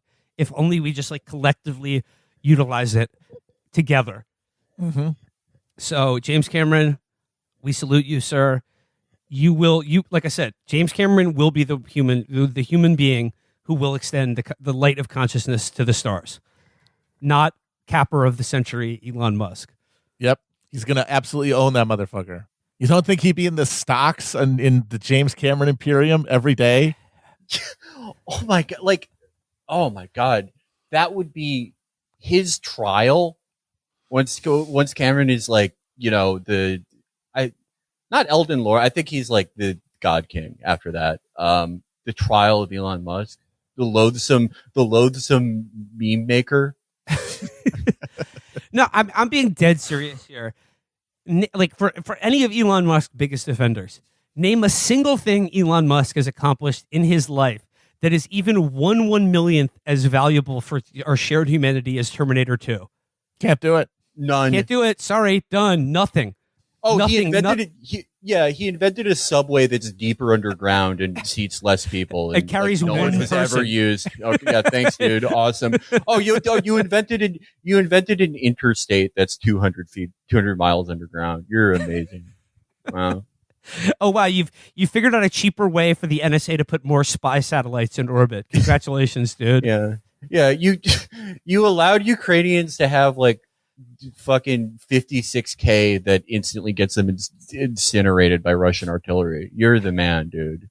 You're so good. Hey, Well- don't forget the cars that explode. Oh yeah. How many True. James Cameron films have exploded? Literally none. They've probably done the opposite. They probably like saved people's Well, lives. People could, before they come out, people call them bombs, and then they never do go off. As opposed to there the you go. opposite, once again, of Yes. Elon Musk. No, yeah, Elon Musk solved a huge problem for humanity, is that not enough cars were exploding and killing their drivers. Yeah, it's like I think if Cameron tried like just did anything that Elon Musk dedicates his life to, he'd instantly be better at. Like Elon Musk goes to like Imgur or like Reddit, and you know, just I'm pretty sure just types in memes, and that's what he does. That's what he posts. But if like Cameron so got the inclination, and he was like, I'm gonna get into memes, he would just invent a new one, and it would be called like conscientious bush dog. And it would cause like long lost brothers to talk to each other again. It would reunite families. It would actually change consciousness, as opposed to Elon Musk, who just posts like the Doge from the Doge meme. No, like James Cameron is creating a meme in like the in the original sense of what meme was meant to be, which was like a gene, but to represent something that is not like tangible and like a measure. It's a way for like how ideas evolve and species along with them. James Cameron's meme is the redemption of mankind through a kind of collective shift in consciousness. Primarily that, but I also think if he just wanted to make a Bad Luck Brian, I would cry and laugh and cheer during it. All right. I think that does it for today's episode. We should do a movie episode on Top Gun 2 as well. Yeah, we should. I honestly am very interested in that. Because apparently it's about like they have to hit like nuclear missile sites in Iran or something. At the Hell end. yes. Awesome, dude. Let's sop that up with a biscuit. And once again, like I love liberal Hollywood. He's not at James Cameron's level, but like Tom Cruise, like he's a general in the Cameron army. Like he is a guy that, you know, through Scientology and risking his life to make movies is also auguring a sort of paradigm shift in the. I do think that that at some point Cameron would have to free Cruise's slaves, though. Yes, yeah.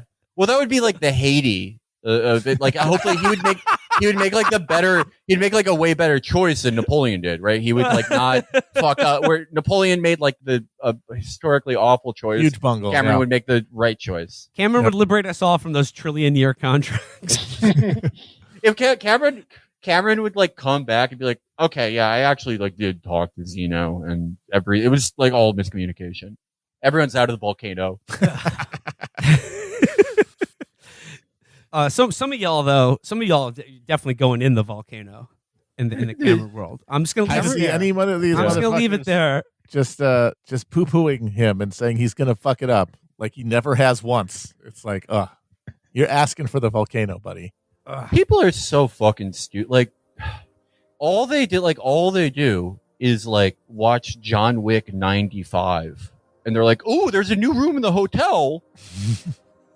No, well, there's about to be a new room in your brain. Hello, everybody. We are back. It is Monday, January 2nd, 2023. Hope everyone had a happy new year. But celebrations aside, it is time for us to kick off the new year the right way. That's right. It is finally time for us to talk about what really matters. Probably the most important thing that has happened last year or has happened this century and will continue to happen as time advances forward. That is right. It is finally time for us to do Avatar: The Way of Water.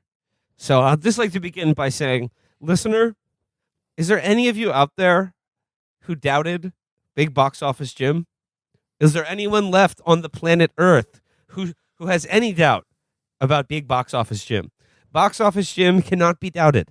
The haters have been conclusively silent, and that Avatar, both Avatar 1, Avatar: The Way of Water, and the next bunch of Avatar movies that he's currently working on are not to be doubted. They are to be embraced as the paradigm shift in humanity that they represent. There's some bitch-ass hater that I was talking to after Avatar: Way of Water's opening weekend, where he was saying, "Oh, they missed expectations. Oh, it's going to be a bomb."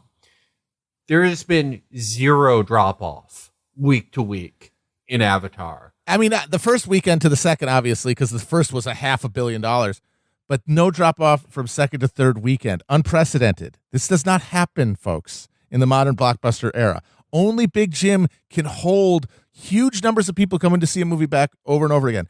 The vast majority of blockbusters that exist now in the IP era make their nut in one or two huge first weekend and then like the first 10 days, basically. And then they basically have to take their money and run because everyone has done their jury duty of tropping in and seeing this fucking thing. Everybody who feels like they have to, because that's it, obligation only. Fucking Jimbo puts a movie out there. People got to see it. They got to keep coming, like the fucking Field of Dreams.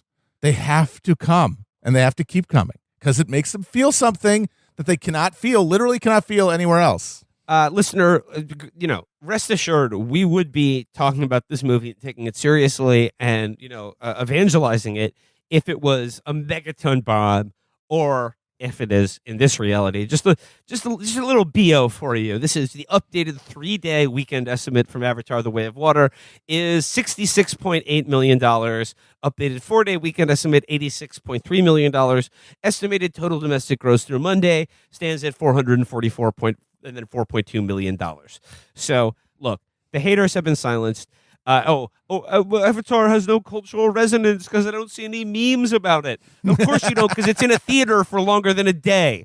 You can't put together a Jake Sully fan cam because, or if you do, it has to be recorded off your phone in a movie or taken from like a cam rip with Russian subtitles or something. Right. This is not like a movie by the Russo brothers or someone like that, where frame by frame everything is engineered and sent to a sweatshop filled with slaves to determine the memeability of every individual line of dialogue and frame. This is a movie about love, but also a movie about the dictatorship of the third world proletariat, killing, to their white surprise, the Colonel Quadraches of the world. Well, it's blue surprise now. All right. Yeah. Well. Much to his blue surprise. But the movies that they talk about, there's so many memes from Glass Onion. Glass Onion is all memes. The movie is a pre-digested slurry of already conceived memes. Every line of dialogue is a tweet. Of course, it's disseminating that way. That's what it's meant to be. It's meant to reassure you that all of your opinions are correct. All your precious opinions are right. And so, of course, you can go and repeat them. Hey, look, these guys agree with me. Avatar, when I saw it anyway, it left me feeling this ache, this lack, this absence. That's not a thing you can meme. That's Right. not something that you can turn into a chirpy little gif. When Ryan Johnson sits down to write one of his blockbuster hits or Couchbuster, because they're all on Netflix, he goes to one of those websites, one of those Indian websites that's like the 35 best tweets that summarize December, and he finds all the tweets, all of them, all the tweets by late night writers, all the tweets by the Andrea Corkboards of the world, all the things that used to be on BuzzFeed, every 120,000 like banger shit that's like, I wish you could get a grade from your therapist. He takes all that in, and he writes a script based off that knowledge. His mind is a NutriBullet, processing the memes of the elder millennials. So his movies, by the time you get them, it is, you're digesting something. You're digesting a bird pellet. Of course. It's already been processed. Yeah. By the time you shit it out, it's like, what a surprise. There's a thing that Bennett Goodrich, or whatever the fuck Daniel Craig's character in those movies is called, said that matches this exact news cycle. But that, What? Okay. He is a processor of culture. James Cameron creates culture, but more than that, he creates longing. He creates a generation of people that include you, me, and all the listeners who will kill ourselves to be friends with Tulkun. Yes.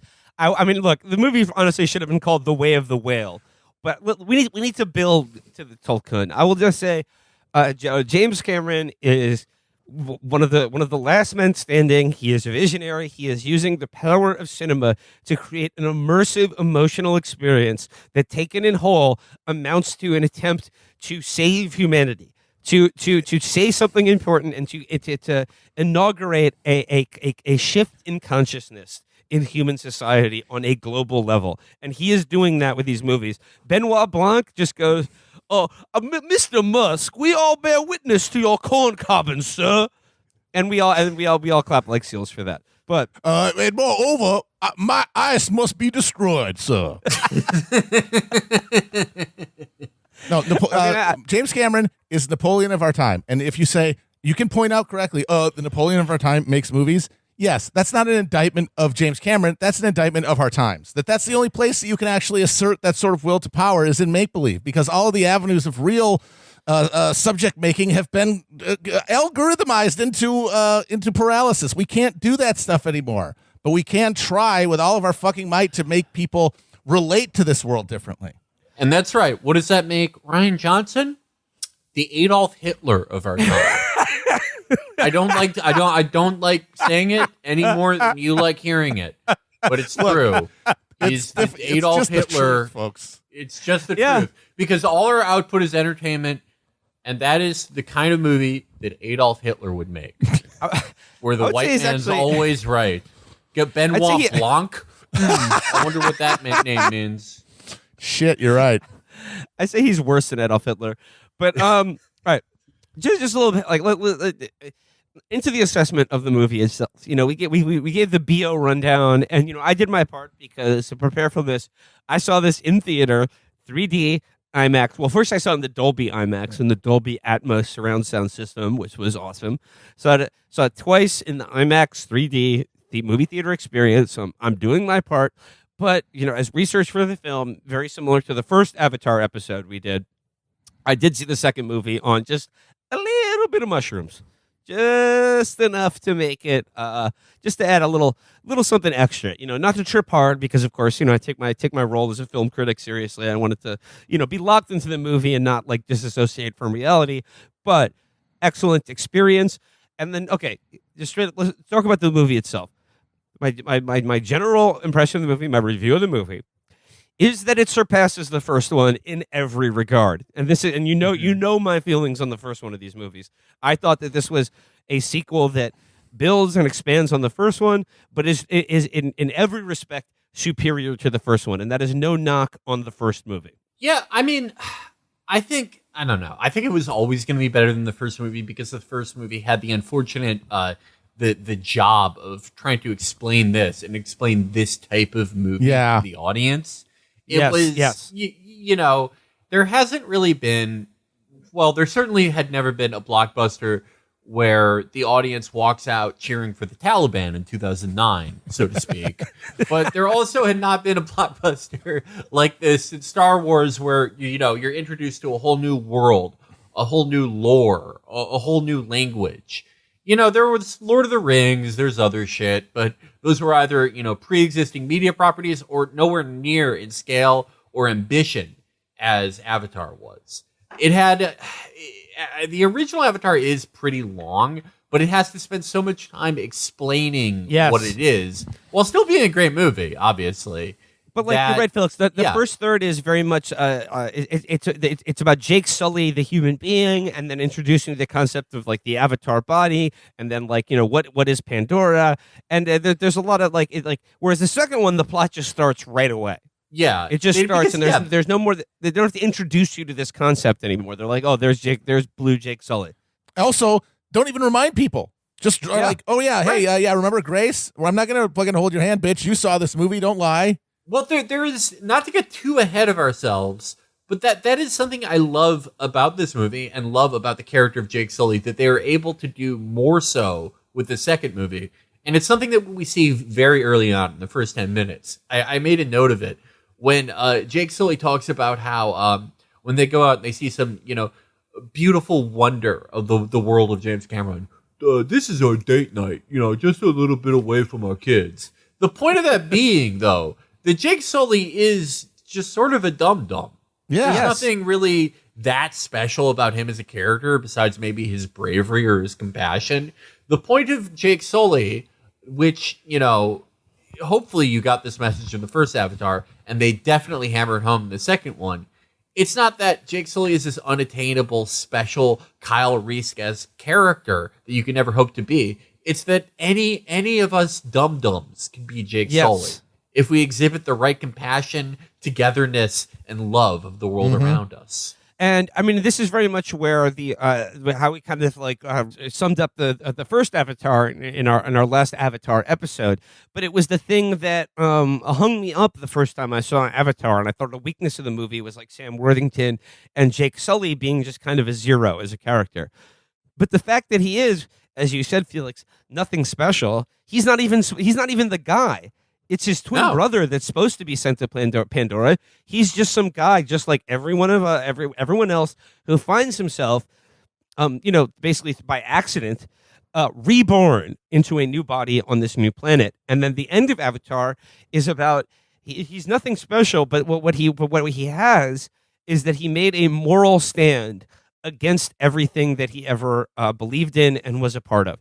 And in order to do that, he had to, like, his human body had to die to be reborn into freedom, into this angelic like life form, and to be free and like, you know, live on this new planet. He had to die. He had to make a stand. And the last shot of the first Avatar is his eyes opening. Yep. And that, like, the idea is that Jake Sully is you. You're nothing special either, but you're part of you. But you, like Jake Sully in the first movie, are part of this world-destroying system that is like, you know, that is ending human life and ending all life on this planet in pursuit of profit. I remember one of the knocks on Avatar, the first one, is, oh sure, the white interloper, he's the one who's able to ride the Toruk. He's the guy who can ride the big guy. Oh, none of the native Na'vi could do it. No, all the Na'vi, of course, they wanted to save their village. They wanted to save their society, but only Jake Sully knew what they were in for. Only Jake Sully knew the stakes, because they couldn't. They were, of course, unhappy with these humans showing up, but they could not imagine what we were capable of. Only Jake Sully knew what we were capable of, because he had seen what we did to fucking Earth. And so he's the one who can go and do the insane, dangerous thing of riding the goddamn Toruk. So, like, and this is where the Avatar: The Way of Water begins. You know, some years have passed since their victory against the Sky People at the end of the first one, where they kicked him out, sent him home. But we all know this is a brief period of peace, because, you know, like, the humans are coming back. And Felix, you allude to there, we see Jake Sully now has a family. And, honestly, a huge strength of this movie and something that I wasn't anticipating is that it is mostly about Jake and Neytiri's children. They're basically the main characters of this movie. So a good part of this movie is focused on teenagers, which is usually for me the kiss of death for any movie. Awful. However, in this movie, I Killed found Indiana all of them. Jones. I found them authentic, credible, and not grating in the slightest. And So we see- distinct characters. Like, I don't even remember the names of either of the brothers. And you can say, oh, that's because they're stereotypes. It's like, well, yes, but all characters, when you have this kind of a palette of storytelling, are going to be archetypal. Like the responsible, heir, and then sort of the a little alienated second son. There is a reason that is like an eternal fucking structure. But the thing is, they're embodied authentically. You believe they're kids, even though they're blue and CGI. Right. So just like the literal CGI itself, just like how it has a weight and a gravity to it that other CGI does not. Yes. Okay, Cameron, the thing that makes him special, the thing that makes him a true auteur, is not that he, decides to transcend or contradict the art form. It's that he takes the art form and does it better than anyone else in the world. And with this, he took the YA format and did a better job than anyone else. Well, and the knocks on the movie about these are or the first movie too, these are just these are tropes. It's like, oh wow, you've identified a trope. Congratulations. But of course they're fucking tropes. Tropes work. That's why the story has resonance. And now, and a note on the special effects. The special effects, which I can't even call them special effects anymore. This is just reality. Make the first movie, which looked incredible, basically like a proof of concept for what he does in this movie. And you see that incredibly rare thing. Avatar came out highest grossing movie of all time. The fact that Jimbo still had the ability and clout to not have just a second one out as soon as possible, that he took 13 years to fucking do this, and you see it on screen every second of the movie. He took his time to fucking do this, and that is why it looks so extraordinary. And in the little prelude to the movie, we see Jake and Neytiri, and they're living their lives in the forest. They have a family now. They have 2 sons. They have a daughter of their own, and they have an adopted daughter who is the sort of parthenogenic, Christ-like virgin birth that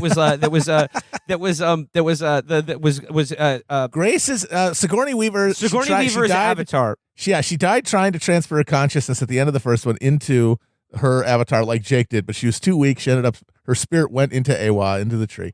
And then so they just had this avatar in a tank, and then all of a sudden it got pregnant. They don't know who impregnated it. It was pregnant, and then it gave birth, and it's a little Sigourney Weaver. And, Okay. There's been a lot of talk. There's been a lot of talk about community and togetherness on Pandora. Okay, the one Na'vi that knocked that dead avatar up and gave us this Sigourney Weaver child, that guy is out of the community. That guy is out of the vision of the future. You're a little too weird if you did that. I'm sorry. Well, I feel like sorry, not in my vision of the future. Her progeny is not explained. That is a question that it remains open at the end of this movie. And like I said, I think it's heading in sort of a Jesus, she is the Jesus definitely. Christ of Awa. Yeah, she is the virgin birth, the physical manifestation of Awa.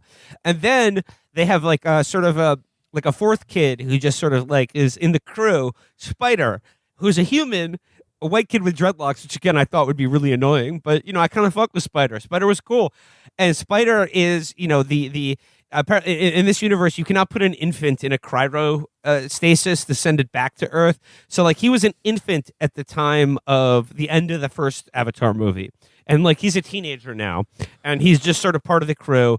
He sort of wants to be Na'vi. He paints himself blue. He wears a loincloth, runs around in the jungle. And people pointed this out about the Spider character. It exists, if not for any other reason, it is just a flex for Cameron. Because if you see these beautiful Na'vi interacting in this jungle environment and running through the forest, and like you said, Felix, there's a weight and like light and shadow, and it all feels real. But if they're all Na'vi, then you're like, okay, what I'm seeing is 100% digital. But if they just include a human actor and like their body and movement and performance seamlessly integrated into the other bodies and spaces in this fucking movie, is such a stunning, and it's like you don't even notice it, and like that's how impressive the visual effects work in this movie is that you don't really even notice it for the most part. Like I said, there was no part in my brain where I was like, oh well, that was a really good special effect. I'm like, no, this is just reality. This is a dream given form. Right. And okay, it's special that he's a white guy with dreadlocks because it's not just any human, where you're doing that tech demo. It is a human that in real life, if you saw this person in real life, your attention would not be taken away from them. It's someone that is in the center of every scene of your life, the white guy with dreadlocks. A classic American character. So that sort of sets the stage for like the little prelude is if we're reintroduced to the planet of Pandora and the Na'vi people and what these characters have been up to. And what have they been up to is just being happy, having a life, starting a family. Then, of course, that ends because the human beings come back. They're on date night, and their little night away from the kids is interrupted because they notice a new star in the sky, and that can mean only one thing: giant human colonial ships decelerating after making the years-long voyage across the abyss of space to just, if you thought they were done with Pandora, wrong. They're back. And I would really like to talk now about I think maybe my favorite scene in the movie, or truly one of the most powerful moments in the movie for me, was that very early on in the movie, the scene of humanity coming back to Pandora. And I actually we talked about this a little bit with Ben Clarkson, our genius animator who did a Chapo Ball Z for us, among other great works. But that scene, like, it basically sums up the stakes of the movie, and it sums up the entire first movie with just all visually. This movie, it really makes you realize how truly gifted a visual storyteller Cameron is, and you really realize how much of filmmaking has lost that ability. Like how much information he conveys with just images. And for me, like the image, like the image that was just so powerful and so horrifying were these like arcs, like from the human spaceships, these arcs that are lowered into the atmosphere from orbit. They lowered into atmosphere and just scorch the planet of Na'vi. And Clarkson described it to me as like a birth scene, because it's almost like they're like these arcs are being sort of emerging from between two legs, kind of.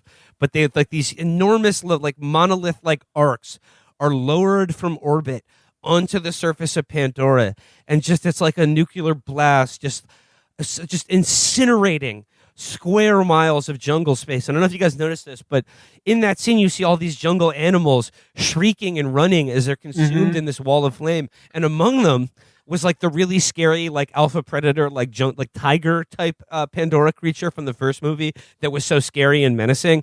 They're just all like running together in their death throes as they're incinerated by the birth of the human species on Pandora once again. And it's a profoundly, and again, and like the arc opens up and like the mech suits waddle out of it, and these huge bulldozers, and like each one of them, like as it lands, just clear cuts everything around it. And it's like this cancer that will be the beachhead for humanity's reconquest of the planet Pandora. And then like that's essentially where the movie begins. We jump ahead another year in time, and Jake Sully and his family have begun, once again, their insurgency against the human presence on Pandora and their exploitation of it. But then we are introduced to Miles Quaritch, played by Stephen Lang. You may remember him as the bad guy, Colonel Miles Quaritch, the bad guy from the first movie. Wait a minute, he got killed at the end of the first one. No, What's going my on friend. here? Yeah, no, he's not dead. He's back in Avatar form. So basically what happened is, they explained this right before the battle at the end of the first Avatar. Colonel Quaritch has all of his memories downloaded into like a thumb drive and sent back to Earth just as like a backup. So he died, but like, hey, he's an investment. So what do? They create a Navi body for him and download all of his human thoughts and memories, so he has every thought and memory he had up to the point of which the copy was made, but he doesn't remember his death because like it wasn't part of the backup. So like Jake Sully in the first movie, he wakes up now on Pandora in his like 8-foot tall Navi body, and it takes a second, and then you realize that this is now all part of the human conquest of Na'vi, because like they can't breathe the air, and also like each one of these military these jarhead assholes, this is a big investment in their training, and they have in-country experience. Like he says, we need the saltiest operators, the saltiest on-world operators, and like as he's explaining to like all the jarhead assholes who were killed in the first movie, it just like they've just been rebooted as even more an even more powerful and dangerous adversary, because as Quaritch says, you've got their speed, their endurance, their agility, their strength, but with like all of the fucking training of like a recon marine, a pretty powerful combo. All of them dressed up. That's a potent mix. All of them dressed up within the dickhead operator fashion of the 21st century, because Matt, time sticks and does not progress. We are the Hegelian bad infinity. That's what is our pursuit of individual ego extension into eternity. That's what creates a culture that cannot move forward. The guy's got a no fear tattoo. I love this plot device too, because it's like Cameron's nod to the U.S. military naming its hardware and its bases like the Apache helicopter. Yes, all the helicopters are named after Indian tribes. Yes, Black Hawk. Tomahawk missile, Apache helicopter. Yeah, his genius interpretation of America wearing the skin of its murdered, genocided races. Yep, and contrast their outfits. Like, remember we talked about how the vital contrast in the fight at the end of the first one between the Na'vi fighters and their like feathers and jewels, and like they're all looking like these embodied beings again, and all these bug humans all dressed in the same fucking like plate carriers. And here you have these gorgeous Na'vi just looking like YouTube assholes who are going, we're going to test the Kimber for 1911 today with giant Oakleys. They made them giant Avatar Oakleys. Right. The tactical operator gear worn by Quaritch's and his crew, I thought was such a good detail, and it was so evil. It was such a blasphemy, because they all look like, oh god, they all look like such operator shitheads, but they're 8 feet tall and blue, and like you said, Matt, are wearing oversized Oakleys and have fucking the worst tattoos ever. So like they get to be Na'vi, but they're still Marines. Yep, a potent mix indeed. So like, okay, so Quaritch, he's in country now, and he has one mission. The same one he had fucking 18 years ago or whatever. Kill Jake Sully, leader of the Na'vi resistance. And, they go into like, the human, colony on Na'vi is this like huge industrial city. And, like they're just, they're just getting ready to, just pillage this planet. But then we meet, I don't know if you guys soy-faced as hard as I did when Edie Falco shows up in this movie. But yes, she is the general now leading the human conquest of Pandora. And she's introduced in this, spry and very, very, very flexible and fashionable mech suit. And I really like this because I found the mechs in the first one a little too clunky and boxy, whereas these ones are very lithe and like flexible.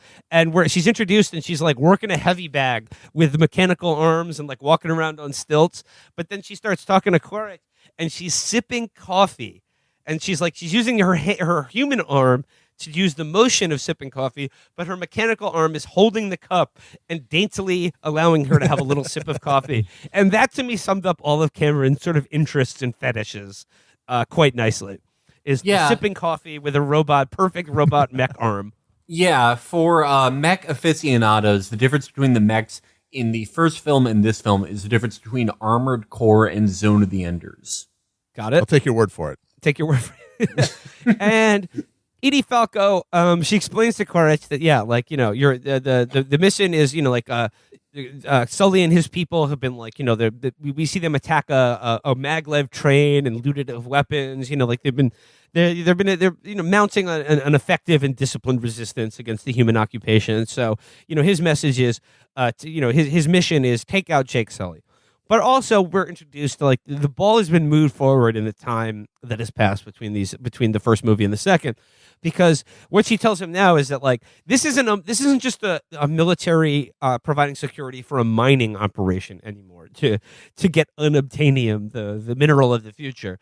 No, this is all now a military operation to colonize Pandora, to make it Earth 2, because we fucked up our own planet, and to do that, as Edie Falco says, we got to subdue the hostiles. So it's no longer about, we have to stop the hostiles from attacking the mining operation. This is about we are taking over the planet. We are colonizing Pandora for human immigration, colonization. It's Earth now. We need it. Wait till Felix gets back.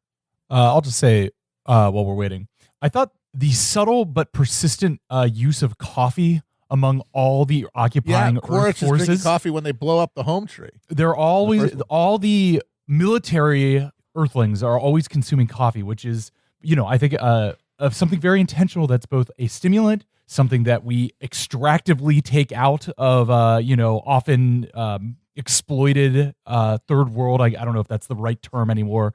Countries. I think it's something that he's very much commenting on specifically. Coffee. And it emphasizes the banality of American office culture and how like even in this amazing place, you're still just sitting there with a desk like that asshole. The Giovanni Ribisi playing fucking putting green in his fucking office. They should put Lorelai Gilmore in charge of the human occupation of Navi of the Pandora. Coffee. That lady loves coffee. Yeah. Right. So then Quaritch and his people, they set out into the jungle to track down Jake Sully. And what do you know? They're lucky enough to come across Jake Sully and his kids who are out. Jake Sully's kids who are out exploring in the jungle, and like they get the drop on them, but also Quaritch goes back to the scene of his own death and discovers his own body. He looks at his own skeleton riddled with arrows. I thought that was a very interesting and profound scene as well. But of course, like Sully's kids are saved by Jake and Neytiri. But they realize that Quaritch is back. He's now has his demon form, and that he's aware of where they live, and and he's going to track them down. So they have to leave. They have to leave the forest people, because as long as they're there, Quaritch and his people are just going to keep attacking them, keep coming back. Like they're the threat to the people of the forest, and they gotta light out. So they pack the family up. You cram everything in your dinosaur station wagon. You cram all your stuff. It's time for a trip. Kids are gonna be. Are we there yet? And this is of course what the way of what this is where they seek refuge among the sea Navi, which is really what most of the movie is about. There's forest Navi, they live in the jungle, but then there's this the whole other biomes and ecosystems on the planet Pandora, and that have corresponding Navi to go along with them. And shout out Cameron from Pod About List. He had the best review of The Way of the Water, in my opinion, where he said, in the first movie, Cameron showed us the forest Navi. In this movie, he showed us the ocean Navi. In the third one, he'll just show us the normal Navi who live in houses and drive cars. Avatar 3, The Way of the Automobile. So yeah, they have to come to they have to come as a family to this new community as outsiders, and just sort of being like, hey guys, can we crash here? And there's a little bit of a culture clash here, because they have their tails are too small, and the sea people Navi have big forearms with fins on them, and the children of the ocean tribe leader, they have bus and haircuts. They do. They got Zoomer haircuts. Yeah. Talk about time standing still. They do all look like TikTok Bradens. And they have to learn the customs, and because as the leader played by Cliff Curtis, and his wife played by Kate Winslet as well. You may have missed that in case you weren't aware of it already, but that's another thing about this movie. Even more than the first movie, this movie really contains all of James Cameron's interests and previous movies in one movie. Oh yeah. And Kate Winslet's presence is just but one tell there. We can discover a few other threads there, but as the leader of the Ocean Na'vi tells Jake and his family, we will teach you our ways, so you don't have to suffer the embarrassment of being useless. So that the first movie, hey, got to learn how to fly a fucking pterodactyl. This movie, well, there's all kinds of new shit you can ride. They got dolphin. They got dolphin alligators? cars. They got flying alligators, and then of course we will get to the whales. But oh, the I just wanna Tulkuns, folks. I want to talk about the whole kind of the middle part of this movie. It's just sort of again like for a box office blockbuster movie. It's insane to me like how much of the middle third of this movie just really slows down and just lets you just spend time with these people and their lives. And like obviously this is a demonstration of all the amazing like underwater the portrayal of an underwater environment in this movie is stunning. I mean, it's incredible. Like, I mean, most of the most memorable things of this movie are just like some sort of like jellyfish that you just see in the corner of the screen just dart away. And Jake and his kids, they have to learn how to they have to learn how to ride a dolphin, or like the Pandora equivalent of a dolphin. And if you're an adult, you get to ride the flying alligator. And let's talk about Sigourney Weaver in this movie. Sigourney Weaver, a fascinating performance from Sigourney Weaver, again, a James Cameron mainstay.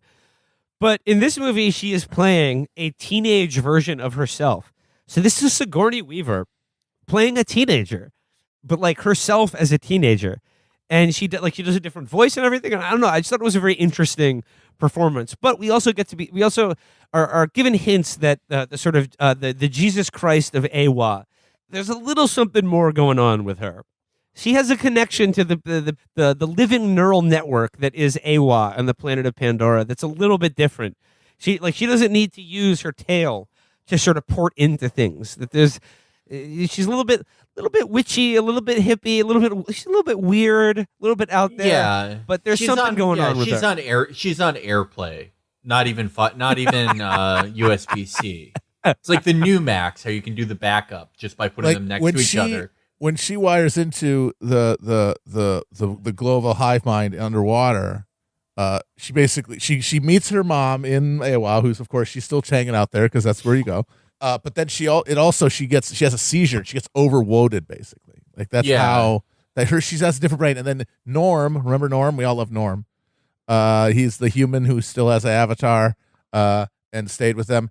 He comes along. He comes to check her out when she has her thing and tells him she has epilepsy, and that she's got the brain structure that gives her religious visions and stuff. So, and then later on in the movie, she shows that isn't just like a subjective experience. It has influence on the things around her.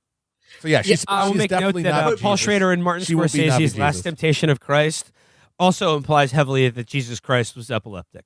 Yeah, take that for what it's worth. I do think that is of a piece, though, right? Sigourney Weaver's character being reborn as a teenager, but now with these religious connotations and this sort of holistic connection to the spirit neural network, but also Quadrich and his Marines and their rebirth. There's a major theme of just everything keeps going. Time is a flat circle. And that can mean that if you dedicated your life to benevolence, if you were like Sigourney Weaver's character, a pencil pusher for the Fourth Reich, and ended up giving your life to turn against them, that you get to live forever as this sort of childlike, innocent version of yourself with major implications for the survival of the species that you gave your life to protect. But also, if you're Quadrich, and if you are these Fourth Reich stormtroopers, you are forever condemned to be a Nazi, to just have your conscience recycled into new Nazi bodies and new Nazi missions and committing new atrocities forever and ever and ever. And to look at your own arrow-riddled body and your own failures again and again and again. Yeah, Hegelian bad infinity. It's like the two ways to deal with the reality of infinity and eternity is you can accept that it is a cycle It is a continual circle of rebirth, or you can insist that it is a straight line. But if you try to make it real, and that is this human society in these movies has killed its biome in pursuit of human immortality. What is that? That is being the same asshole and suffering for it forever. Oh, and that all comes together. We'll get to it when we get to the Tulkun. But, like, why are they whaling the Tulkun? Remember? Yeah. Yes. So humans can live forever. Human immortality. That's genius. It's an immortality potion. These beautiful whales that we'll talk about that they're also hunting. They're killing these gorgeous creatures because inside their brain case, their brains, which are larger and more complex than human brains by like many factors, contains goop that makes humans immortal, that stops the aging process, and is worth like every whale is like 100 million space dollars, whatever the fuck currency they have at that time. It's a lot, whatever it is. But before we get to the way of the whale, though, there's one more aspect of the plot. In the initial encounter between Sully's family and the reborn Quattrich, Spider, the human child, is captured by the Marines and taken back to like the human settlement. And then much of this movie also suggests many parallels between, like, they are sort of like the gothic doppelgangers of one another, Jake Sully and Quattrich, because they're both Marines, but what are they also both? Fathers. Spider is the child of the human body of Miles Quaritch. I mean, that we didn't see any evidence of that in the first movie, but like he's dead, and then the son that he had on Pandora has been raised by Jake Sully and the Na'vi and the humans who chose to stay behind because they were allied with the Na'vi.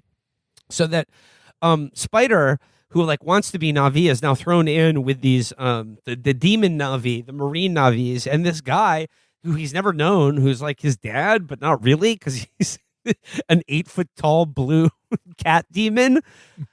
So that he becomes sort of their like he has to embed himself with Quaritch and his squad as they go native and hunt Sully and his people.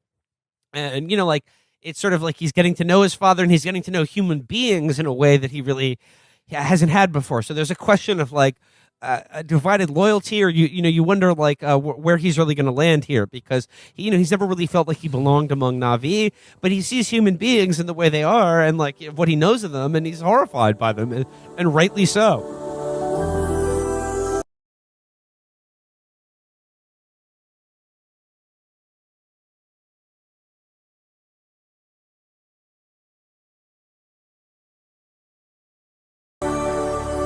So like, okay, the Forest Na'vi in the first movie, like they had their animal kinships. They had their animal vehicles and animal friends that were very important to them. And we see in the Ocean Na'vi, they have these very sleek, not really like dolphin, but it's the closest thing I can say, these very like sleek underwater motorcycles that they're just jetting around on. And then they have like these things that are sort of a cross between a flying fish and a crocodile, if you're, a little bit, if you're a warrior.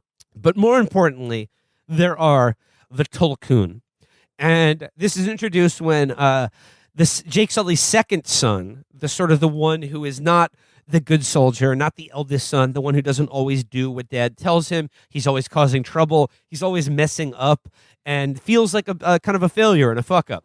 He's sort of a little bit of the black sheep. He is, trying to ingratiate himself to the bussin' teenagers, and they take him out of the bussin' teenagers make fun of them because not only do they have narrower tails that can't swim, that can't propel them through the water, they don't have the fins on their arms. They also, the Sully children, because they're the sire of a avatar and not an actual Na'vi, have 4 fingers instead of 3. Yeah. Yes, that's the mark. They have 5 fingers. They have 4. Right, 5. Yeah, 4 fingers and a thumb. Sorry. They keep saying like it's the mark of the demon.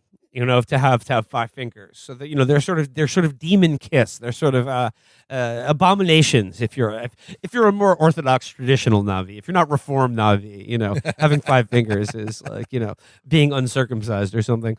And props to James Cameron, a non-Na'vi director, for tastefully addressing Na'vi colorism.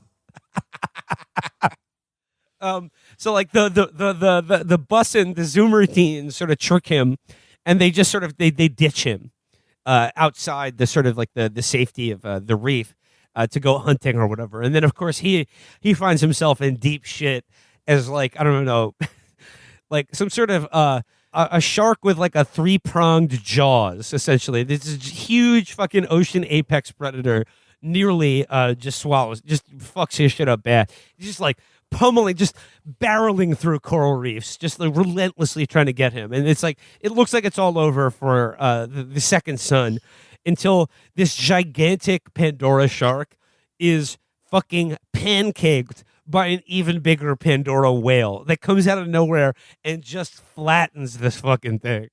You know, and then the what's it?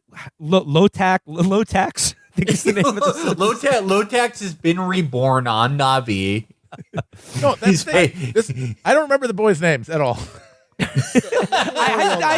had to differentiate them because from the necklaces they wore. I could tell them. The thing is, it didn't matter. I could tell the difference between them, and I knew their distinct characters, and I cared about whether or not they got eaten by a shark. And then when one of them met Payakan, renegade Tulkun, I cared about their friendship.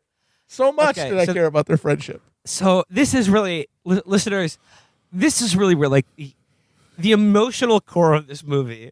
They're truly, like, for me, like the most profoundly emotionally affecting parts of this movie were about the relationship between Lotax and Payakan, the renegade Tulkun. Lotax finally fixed Search. He goes into the forest. He leaves the forest and he goes to the sea and he discovers this amazing Navi fruit that can fix all of their problems. It's called mangosteen. So yeah, like his life is saved by a whale, and like they just start hanging out and talking to each other and just swimming part of it around is that and just chilling. Is that Payakan has a giant harpoon in his fin? Yes. And Lotax takes it out for him. And that's the thing about Payakan. He's all scarred up. He has the harpoon and his other fin is cut off. But then he is helped. Like it's the mouse in the pulling mouse. the sliver out of the paw of the lion. Yeah. The amazing scene of them just playing together and just swimming and just having fun together and just bonding, being the bros, kids call it. bonding.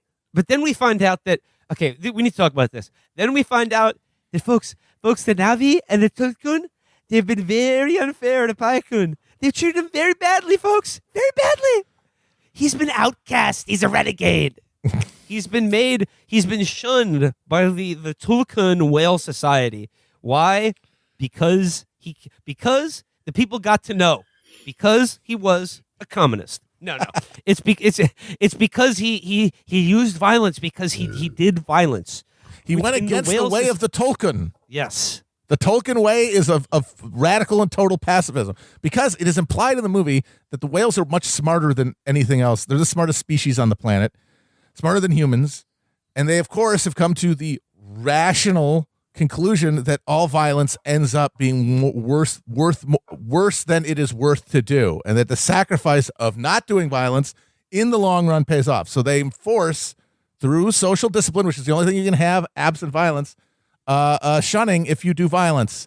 And the thing about what we find out is that Payakan, what he did was he led a pod of like the younger whales to fight this whaling fleet that the humans have brought to Pandora to kill the whales so they can suck the immortality juice out of their brains.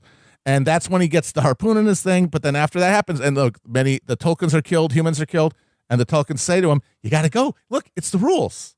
You know, and the Ocean Navi, who they all have their own like spirit brothers and sisters among the Tulkuns, and every like season they will come to their reef and they'll all hang out. They have a fucking cookout with the Tulkun. Like, hey, they like to say, "Hey, how's your week? How's your year been? What's going on?" They and like I that. They have really a little chit chat. Powwow. I really liked it in the when they, like the party when they all come back and they get to hang out with their like whale brothers and sisters. It's like the daughter of the ocean tribe leader is, of course, like she kind of has a crush on the second son, Lotax, and she goes to her whale sister and she goes, "So I met a boy." So they're able to tell him the other Blue Knight EV when he tells them, "Hey, I met this cool a whale guy." They're like, "Oh, dude, no, yeah, he's outcast. I'm sorry, man. He's outcast. You can't bond with the outcast."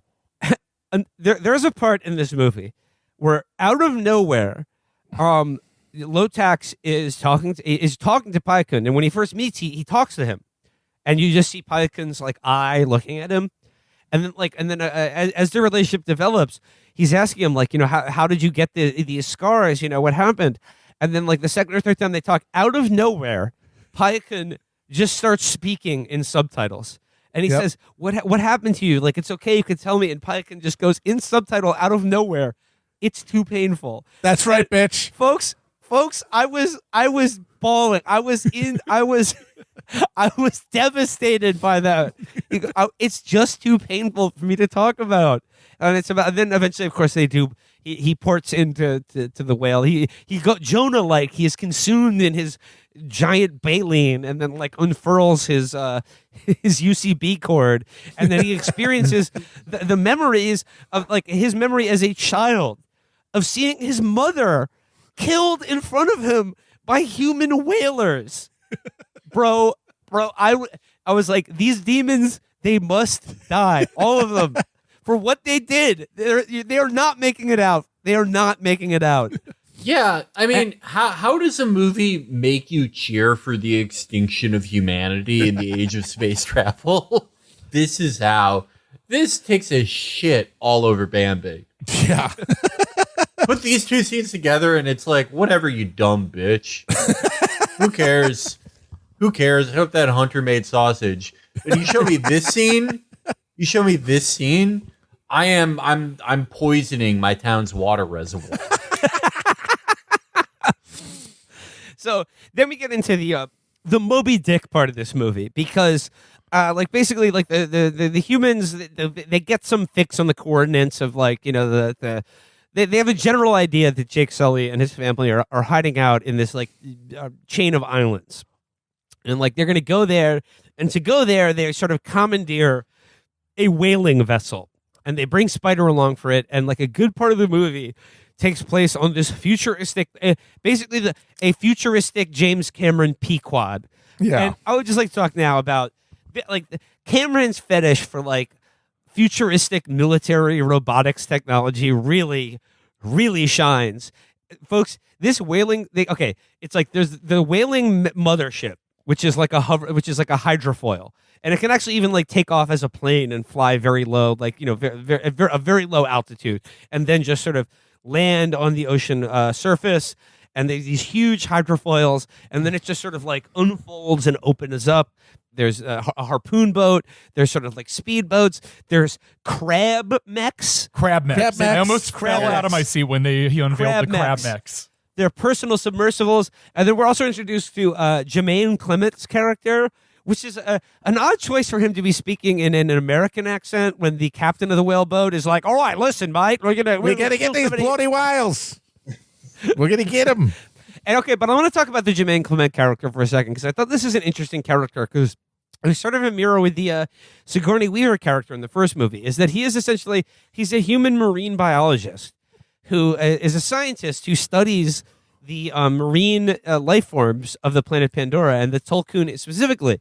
But he's only doing it, he only has a job because his knowledge is useful in exterminating them and sucking out their brains to make fucking immortality juice for humanity.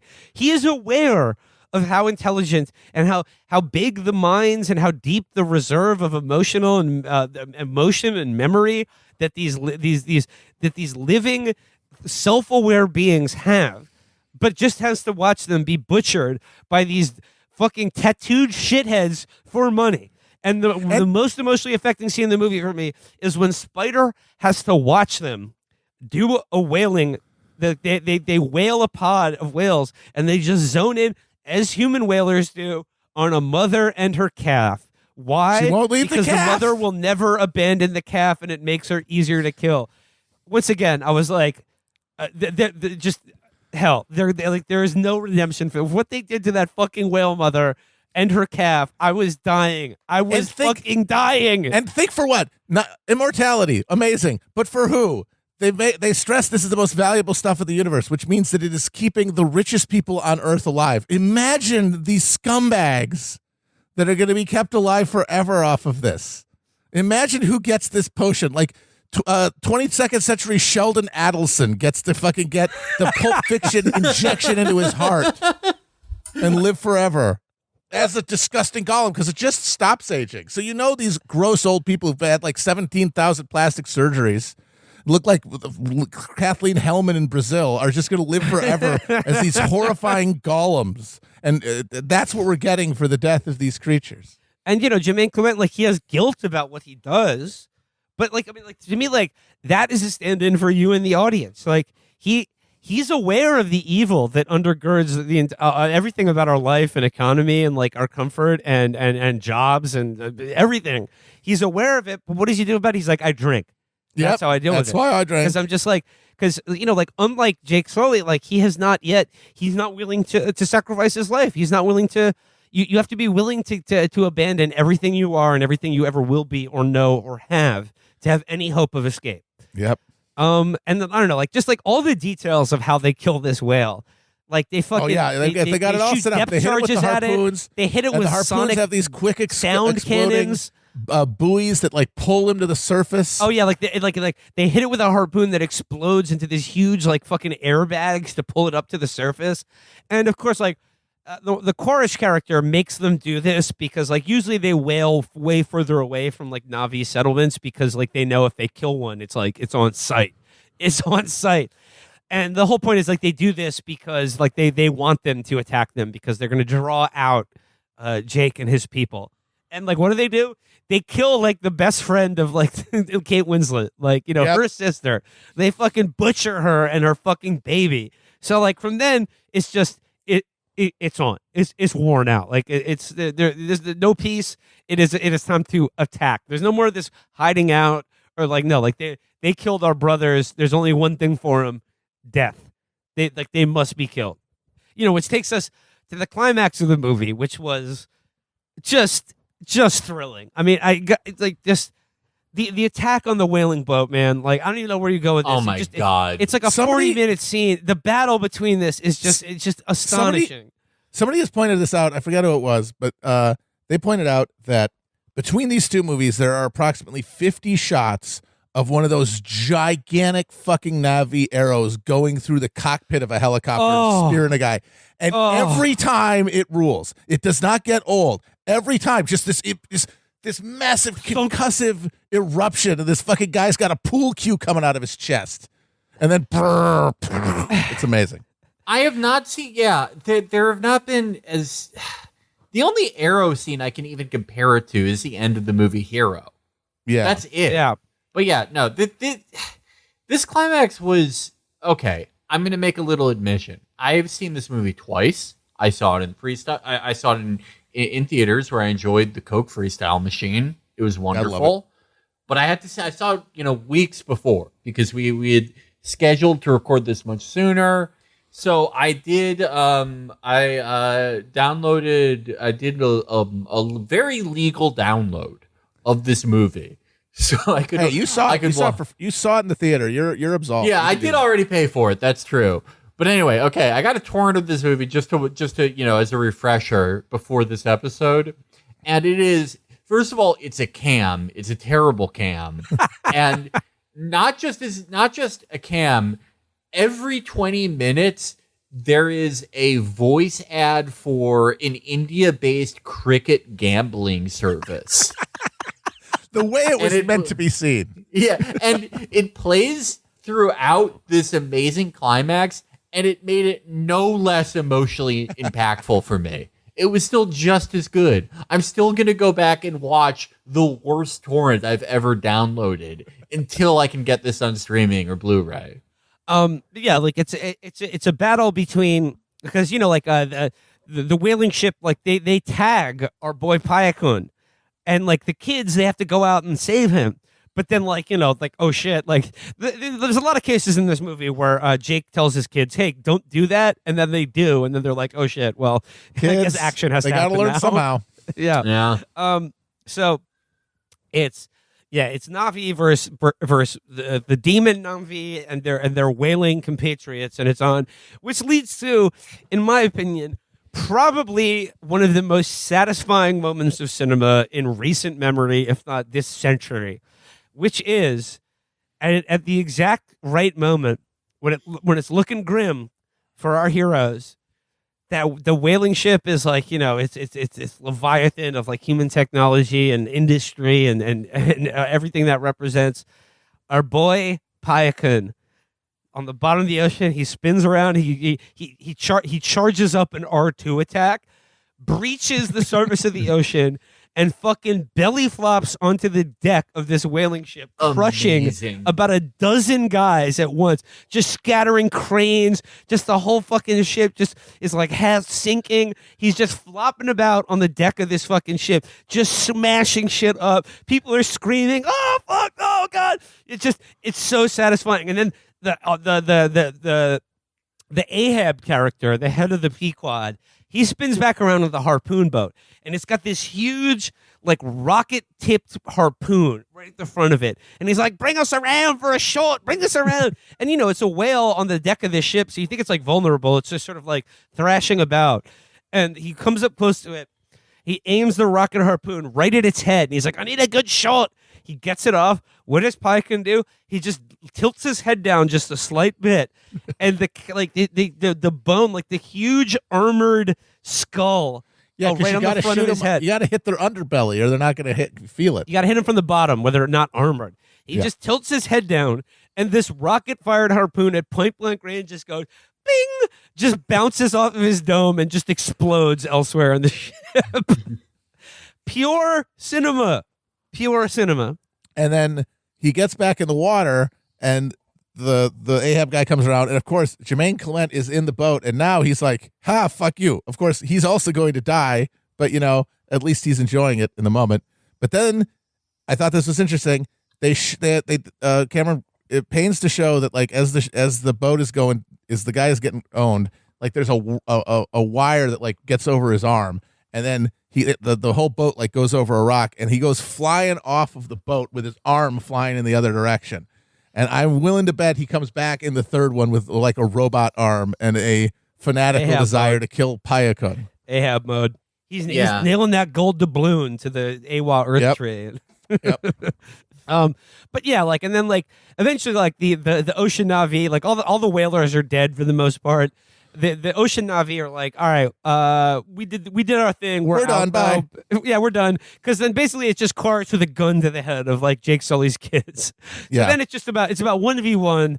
Like these two sort of mirrored opposites of each other. Like the two jarheads, but like both in Navi form. Like they have to have their final confrontation. I will say, Natiri, the Zoe Saldana character, she's very good at the end of this movie too. She goes demon mode too. There's a great scene of her just killing like a half dozen people, just stabbing them, shooting them through the head with arrows, just going beast mode. And then like Quaritch has a knife to Sigourney Weaver's throat, and then what does she do? She grabs that bitch ass dreadlock kid Spider, just puts a knife to his throat, and says, "One for the other." And I thought it was an effective scene because like I really bought that she would have killed him, that she was going to kill him. Yeah. Well, but that's because that happens after when the kids are trying to escape the boat. Her eldest son gets killed. Oh right. Whose name I Yeah. don't remember. The good boy. But I was son who so sad when he died. You know what I mean? The way less interesting son who is just doing Yeah. everything the right way. I was shocked when he ended up dead. Yeah. Yeah, no. So Jake Sully loses a kid. It was effective. This is a movie about family. It's Yeah. a movie about family. When she cuts Spider across the chest, I mean, as you said, amazing scene because again, you think you really buy that she could slit this child's throat, but also Cameron flexing his technical abilities. Not only has he shown a real human characters next to these giant CGI blue guys the entire movie, now he has one penetrate the skin of a real human, and it looks amazing. It looks great. You completely buy it. So then, like, Jake and Miles, they have a knife fight.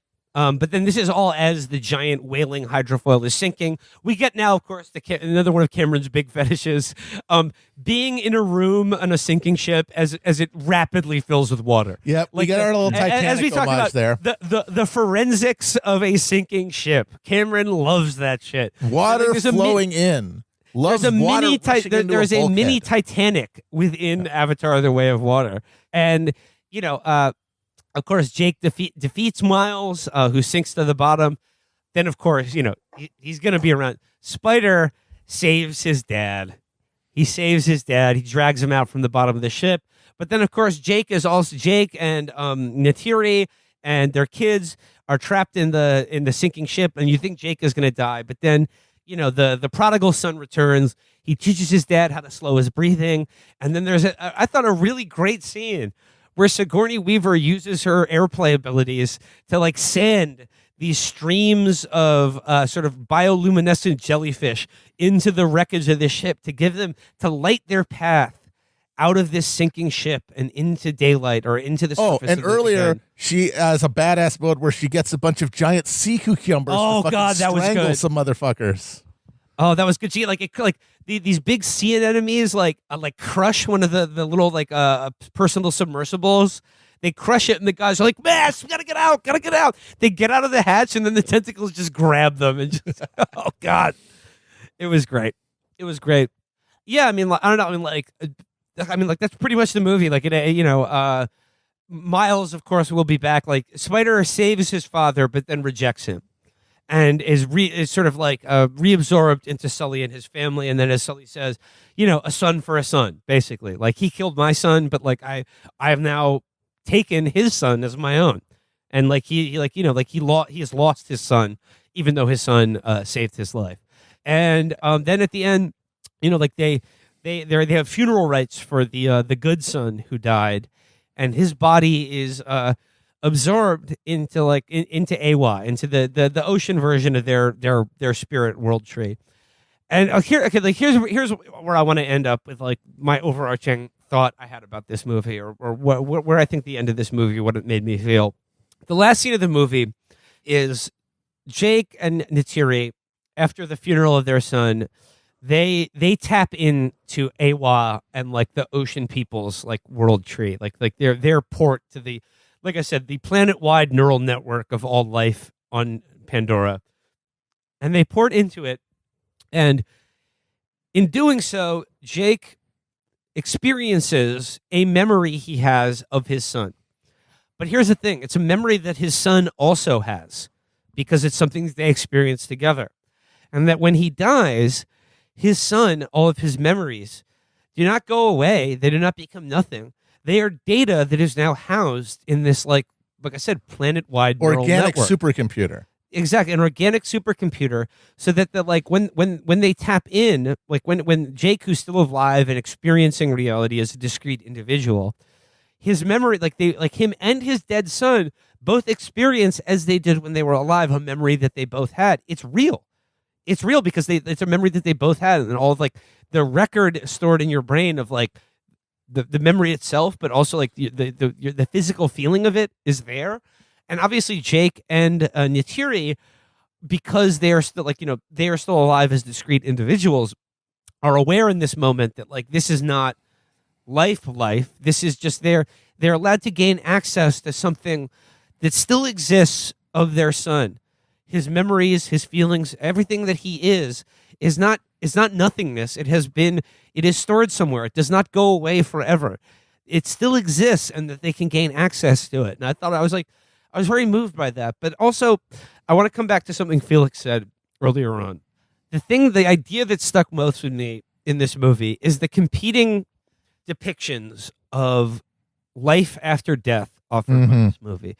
Because we already mentioned how Quattrich is in this, like you said, Matt, Hegel's bad infinity. Quattrich is able to transcend death, the death of his physical body, because through human technology, they're able to record and create a backup of all of his thoughts and memories, and then just download it into a new body. But that is a vision of afterlife in which your soul, your memories, which is really that is what your soul is. We are nothing other than just a collection of memories. That is who we are, nothing else. That means that your soul is owned forever by a military corporation. That is hell. That is a vision of hell that is inescapable now. Yeah. Oh, congratulations. There's life after death. but what that entails is that you get to be a Marine forever, and like you're only alive because there's some utility in killing people and continuing to be a fucking wearing big Oakleys and fucking acting like an asshole. It is a vision of hell as compared to the vision of Ewa and the promise of something of yourself existing that you can interact with, that you can interact with the thoughts and memories of people who are dead that are now part of, like you said, a planet-wide, like, neural spiritual supercomputer of which everything that you ever are or will be, it does not go away, that it still exists, and it is a part of a universal chain of being that once again, Earth is Pandora. It is no different. And what it suggests is, like the first movie, Jake Sully is a nobody. He's a cipher. He's a zero. He only matters because he is willing to take a moral stand and die for something bigger than himself, which is the only hope of escape. And I think what Cameron is saying is that, like, if we believed in or understood Earth, this experience of reality that we have, when we leave the movie theater, as being part of something larger than ourselves, that, like, our memories, our spirit, whatever you want to call it, that there is something that will exist after our death, that we will not just disappear into nothingness forever, that we would lose our fear of death, and thus so doing, be able to stop the death of everything on this planet. Yep. Because what are we doing this for? We're doing this so that a handful of Silicon Valley freaks can find the singularity. Singularity already exists, bitch. You're living in it. This is the singularity. There is only one point in the universe. It's the point you're in, you fucking dumbass. And it has that psychotic, literally psychotic separation of the self from everything around it. That insistence that eternity is only eternal if it's me forever, which, as we said, is eventually and very quickly hell. Even for the rich people who buy the potion, that their life will become to the point where all earthly pleasure, all newness will fade into just dull nothingness. It is that cyclical rebirth that defines life. And, like, yeah, you can live forever, but only if you let go of the fantasy of living forever. It is your choice whether you want all your good memories, all your connections, every moment of beauty in your life to be a moment of eternity, accessible forever, because it is a part of an eternity that you share. Or you can live forever in Call of Duty. Yeah. I'll tell you, it sounds good. That's a very real choice. If you're 15, it sounds good if you're 15, but if you do it long enough, guess what? It gets to be shitty. It sucks. Yeah. It gets bad. And then the thing is, once it gets bad, it only gets worse. It never gets better. It can only get worse with time. It can never get better. Oh, as opposed maybe to life in a cycle which goes up and down, but stabilizes around a stillness, a certainty of an existence of something beyond your fucking self. Although I do want to call this, I think this is going to happen in the future ones. Quaritch is going to switch. Yes. Because part of what he's trying to get at is that you can change, that there is a hope for people as long as they're alive to recognize their conditions. And I really do think that Quaritch, his connection to Spider and the fact that Spider saved his life, is going to be a bridge that is going to see him. He's going to have a face sides. turn. He's going to have a face turn in the next couple movies for sure. Yeah. But as long as we're talking about Quaritch, I just like to point out that, in the first movie, as of the Stephen Lang, a truly great villain performance. And I mean, truly great because he is very frightening and ruthless and evil, but also has credible motivations and feelings for why he does the things he does. There is a humanity in there that buttresses his villainy. And like I said, so many modern action movies, the villains are just not satisfyingly scary or relatable. Or just like I thought Quaritch is an excellent villain in these movies. You know what the distinction is? Die. You know why? It's because the villains in most shit, their explanation that we get for why they're a villain is something innate to them. Some evil that is innate to their character. And that is alien to most normal people who don't think of themselves as a beyond the pale evil. The thing that is evil about Quaritch is his job. The thing that is evil about Quaritch is the degree to which he has been instrumentalized by his society. And then he is a guy with recognizable human values whose values have been warped around living in the society that he lives in. That is why he is compelling and scary and evil, but also human. So I think the overall message of this movie is that we must befriend whales. You got to we get a whale also- buddy. We must befriend whales, but we also need to teach them to kill. That's 'Cause very killing important. whales. Killing whales is bad. Killing people, it must be done. They need to be taught to drink blood. They I can guess, like- they can teach us so much about the balance of life and the meaning of life, but we can teach them how to kill. We can teach them violence. The Tolkien way is the correct way. They're smarter than us. They get that. But the Tolkien way was developed in the environment of the homeostatic, natural environment of Pandora, the life they've only ever known. They don't know what humans are capable of. They can't know, no matter how smart they are. And so they're not going to violate the Tolkien way because it's held them together for their entire millennium. Someone's going to have to teach them. Someone's going to have to let them know this is different. We have to make an exception because, yes, you need to be able to break the glass in case of emergency. And the Tolkien got to get there. They have to realize that. And that is why that communication is the key to anything. And not trying to tell people something or reaching out from a point of vulnerability where you're like, I'm willing to learn from you. I'm willing to submit in some way to a knowledge of someone or something that is not mine, to accept being wrong, to accept being short-sighted. That is the only way that meaningful, productive communication can occur. And that's like, you leave the theater with this ache, I want a whale buddy. And of course, you can turn it into a meme and you can just be sad about it because there are no Tolkien and we do have whales, but we can't really be friends with them. It's hard to do. They want to leave us. They want to be away from us for very They're smart sort of reasons. flaky. It's hard to make plans. But that urge, that desire to have a whale friend, that doesn't just have to sit there. You can do something with it because you're a living being surrounded by other living beings. And you can take that desire to transcend a barrier and apply it to the relationships that you have in your life. Like that's why these movies, I think, if they are at all, are worthwhile. And you might say, well, that's pathetic. We got all of our hope rested in this megalomaniacs fantasy movies to like slowly recondition our brains until after the fifth one, we're literally like, we all enter a collective psychic break that wrests us free from the psychotic prison that we're in now. Yeah, that is bad, but that is all we got. I'm sorry. No one else is coming through that door. No, the revolutionary proletariat isn't coming through that door. We're here. We are zoo animals, and we're entertaining ourselves at the end of the world. And I would rather have an entertainment that leaves me with some sort of ache, some sort of yearning that I have to deal with, rather than something that just tells me every opinion I've ever had is correct. All emotions are kind of embarrassing and you shouldn't publicly express them. And any kind of vulnerability has to be neutralized with irony. Exactly. And like all the knocks on Cameron throughout his entire career, and certainly with the Avatar movies, just generally boils down to people being uncomfortable with earnestness. They're uncomfortable with that, he as big, hard on his sleeve, and you can say, oh, like some of it's clunky, or maybe you roll your eyes at it, whatever.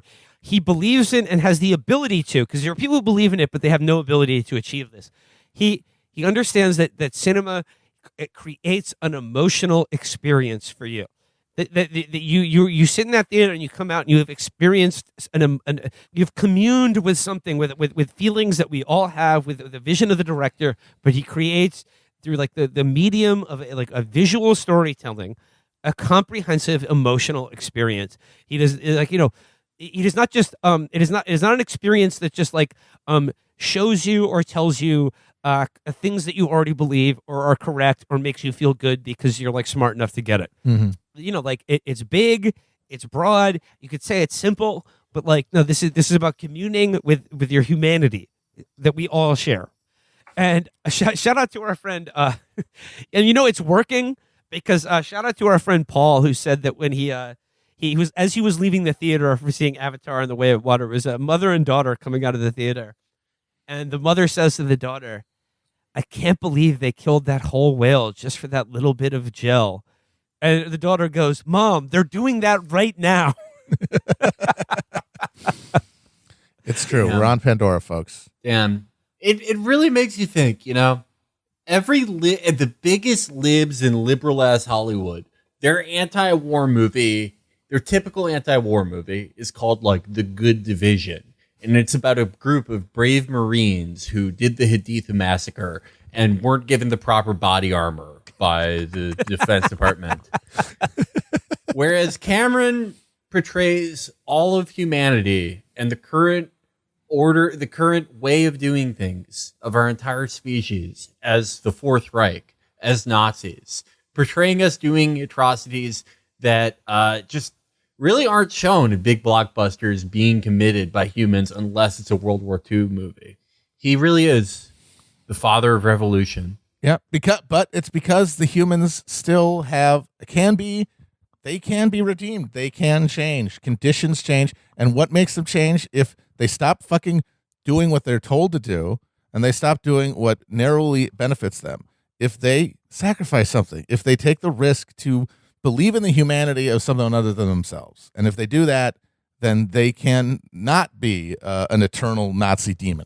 Like that I do think that is going to be the story of the rest of these movies, is this transformation. I kind of have a hunch that the last one, if he gets to make it, is going to end on Earth. That's my. I don't know how they get there, but I think it's going to happen. Also, there's apparently going to be red lava guys in the next one. Fire. I'm very excited about Fire that. Navi. Ooh boy. Yeah. Ooh boy. Also, yes, 3 hours long, 3 hours and 10, and yes, the middle hour is them just hanging out. It's them hanging out on the reef, talking to the Tulkuns, finding out the way of water. And when it ended, and he goes, it ends again like the first one does, with him opening his eyes after the funeral rite and coming out of the port, seeing his son. And his voiceover is about how, like, I can't run away anymore. I got to fight. And his eyes open.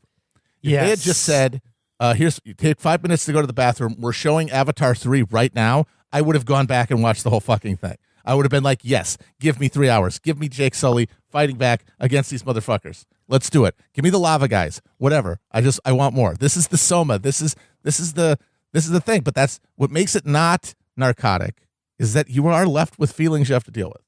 And that is productive.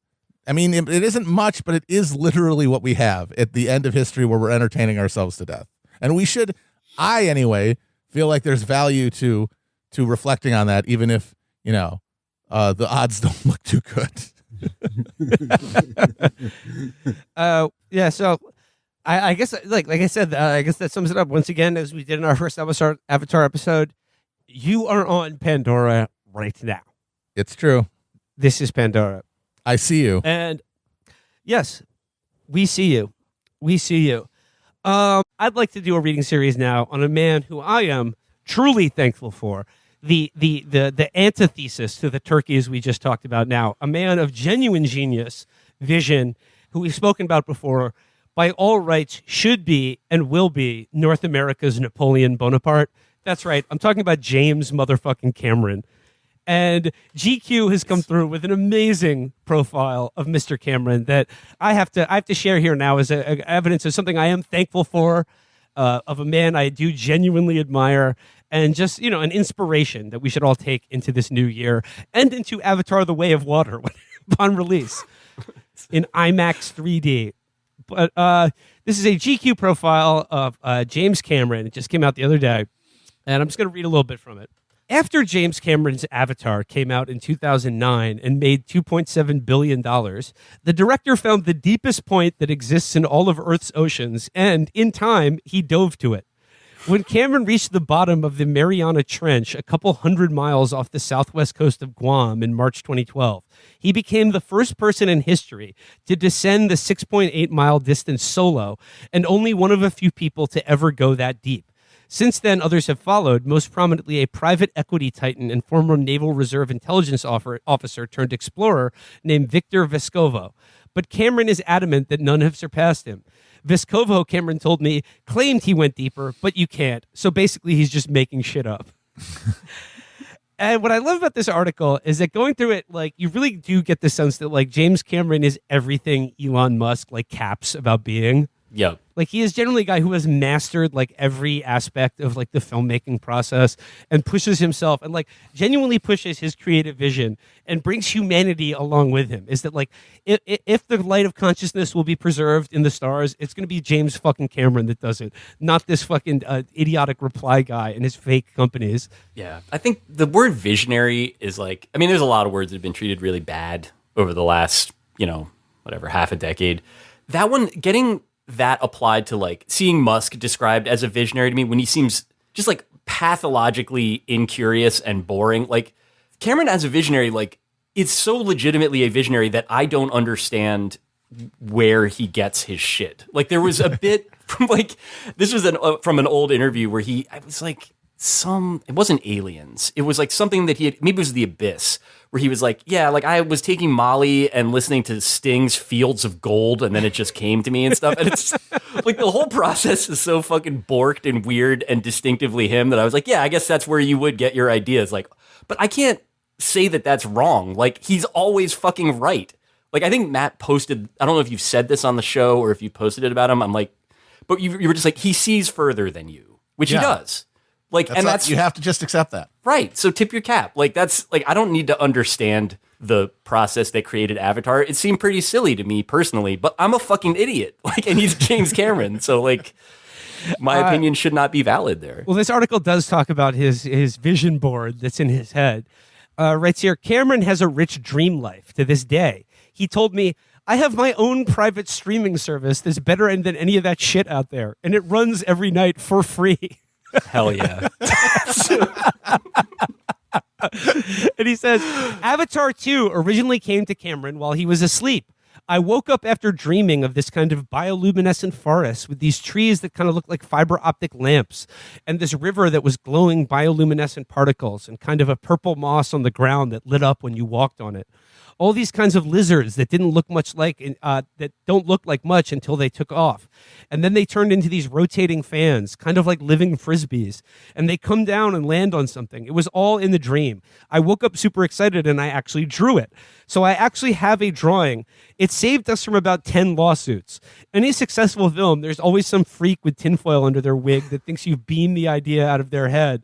And it turned out there were 10 or 11 of them. So I pointed to this drawing I did when I was 19, when I was going to Fullerton Junior College, and said, see this? See those glowing trees? See this glowing lizard that spins around? That's orange. See the purple moss? And everybody went away. So he's winning lawsuits with doodles he did when he was 19 that just said, no, Avatar, that whole world, it came exactly out of every single one of my brain cells and nothing else. I don't know. I think that I think I'd like to see a $1 billion film inspired by Patriot.biz memes. Yep. I think Elon should really try to get into the dream weaving world like Cameron and use lifted memes to just like do a collage and gonna make spend $1 billion on it. A $1 billion movie literalizing Drill's Skeleton Wars tweet and then claiming it as his own. That would be awesome. That would be. I would honestly argue that would be pretty based. So that would be pretty fucking based. I mean, like Matt, you've talked before about Cameron as like a Napoleon and someone who should be like a global dictator. Here's another evidence for that. He says, Cameron is proud to work at the biggest scale possible. Terminator 2, Judgment Day, True Lies, and Titanic were all among the most expensive films ever made at their time of release. And I used to be really defensive about that because it was always the first thing anybody would mention, Cameron said. And now I'm like, if I can make a business case to spend $1 billion on a movie, I will fucking do it. Do you want to know why? Because we don't put it all in a pile and light it on fire. We give it to people. Dude, the guy... If there's anyone who should be given $1 billion to like pursue a project of just whatever is on his mind, it's fucking James Cameron. Yeah. I mean, like Tesla just rolled out their new like self-driving AI this morning, and it caused like a 6-car pileup on the Bay Bridge that backed up traffic for like 6 months now. They're going to be clearing that shit out. Oh, by the way, speaking of obnoxious reply guys, did you see Tim Pool's reply to Elon about the self-driving car? He was like, fantastic. Wonderful car, sir. I'm a little concerned by the fact that it keeps braking randomly on the highway.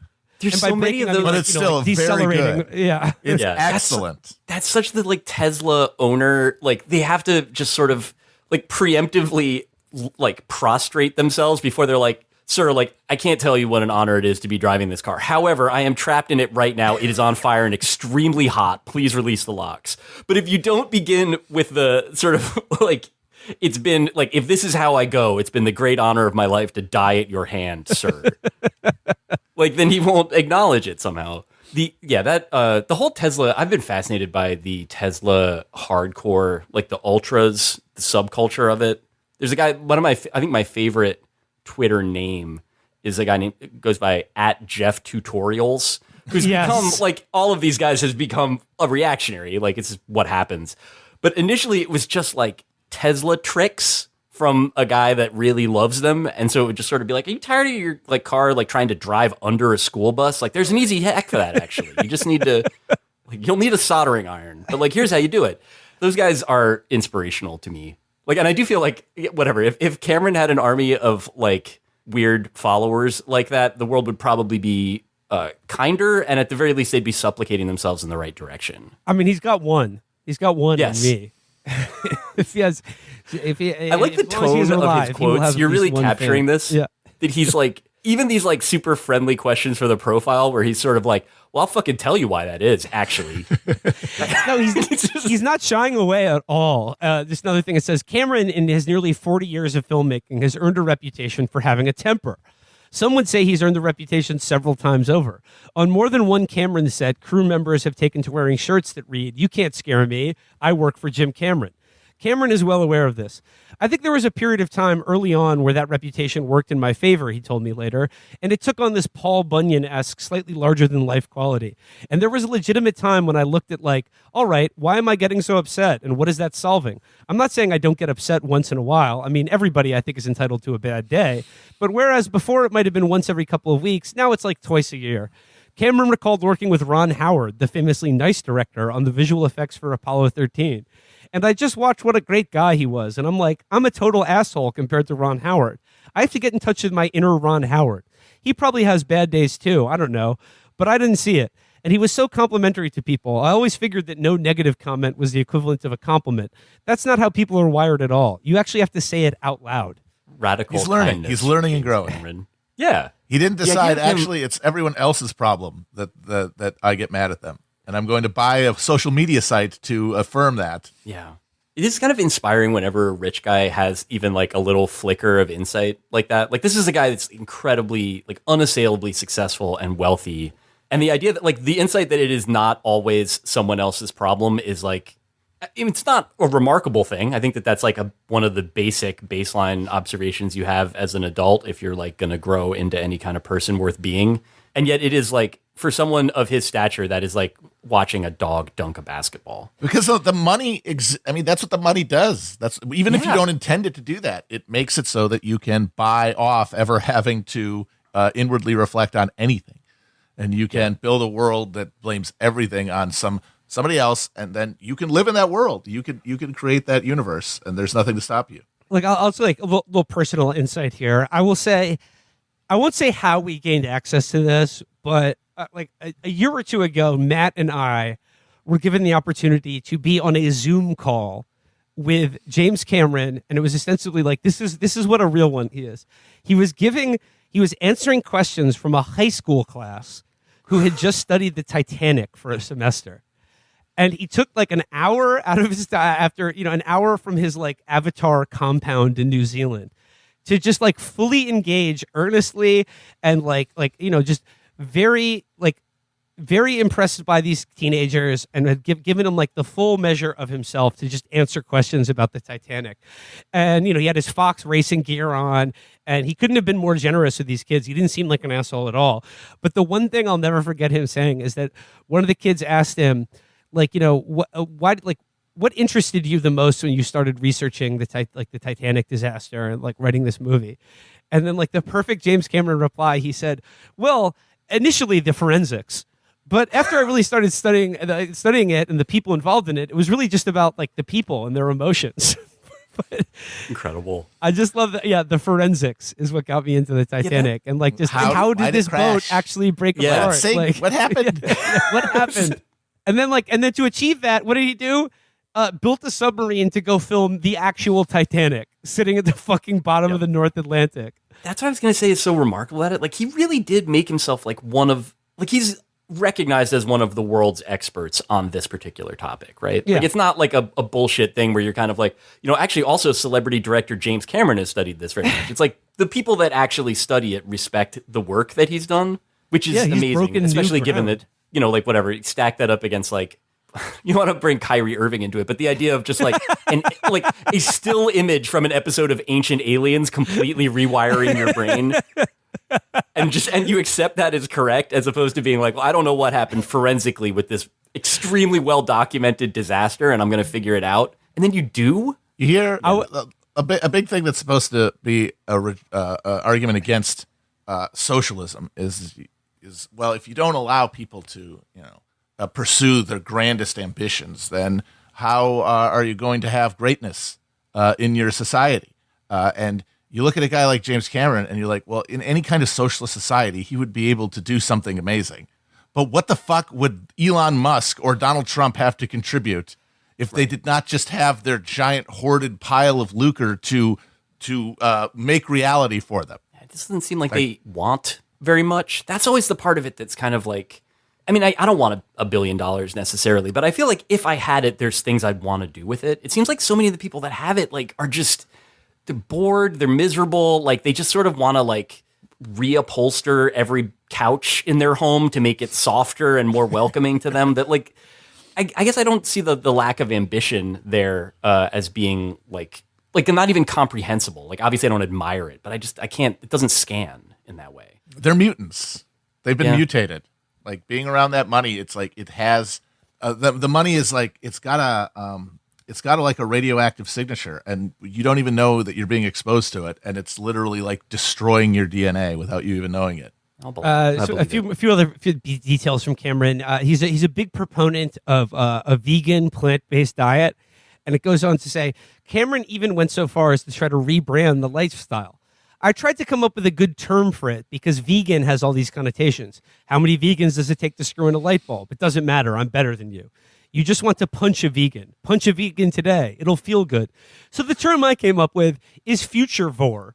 We're eating the way people will eat in the future. We're just doing it early. And I'm like, dude, like he's got it. He's fucking nailed it.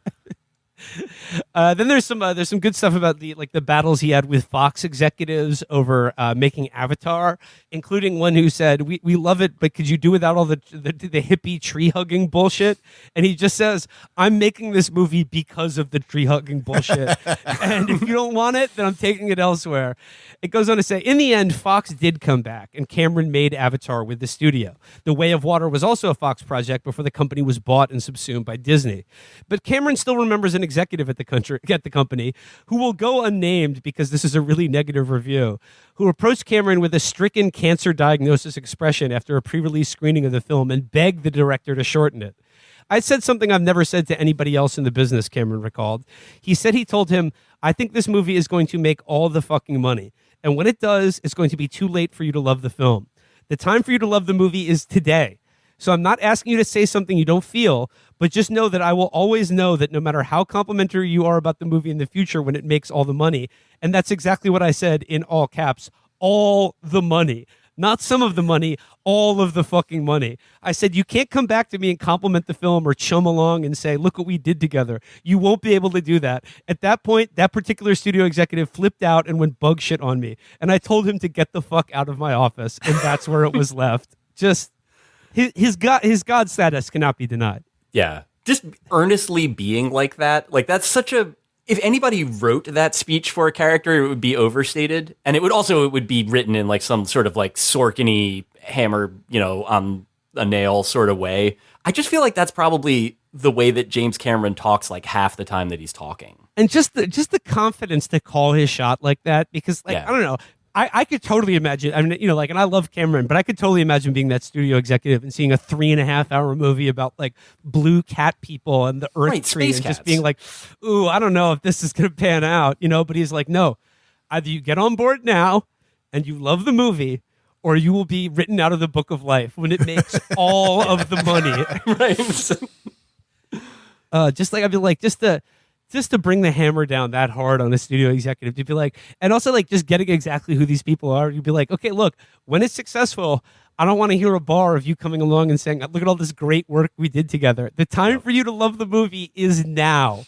And you must love the movie without a second's worth of difference between what you just saw and what will be in the theater. It's pretty devastating because I think he knows, certainly from this point in his career, that like that guy is going to have to come back to him and be like, Jim, baby, like really looking forward to giving you somehow more money to make the next version of the fucking Space Cats movie, and it's all underwater this time. Like, he has to come back. He knows.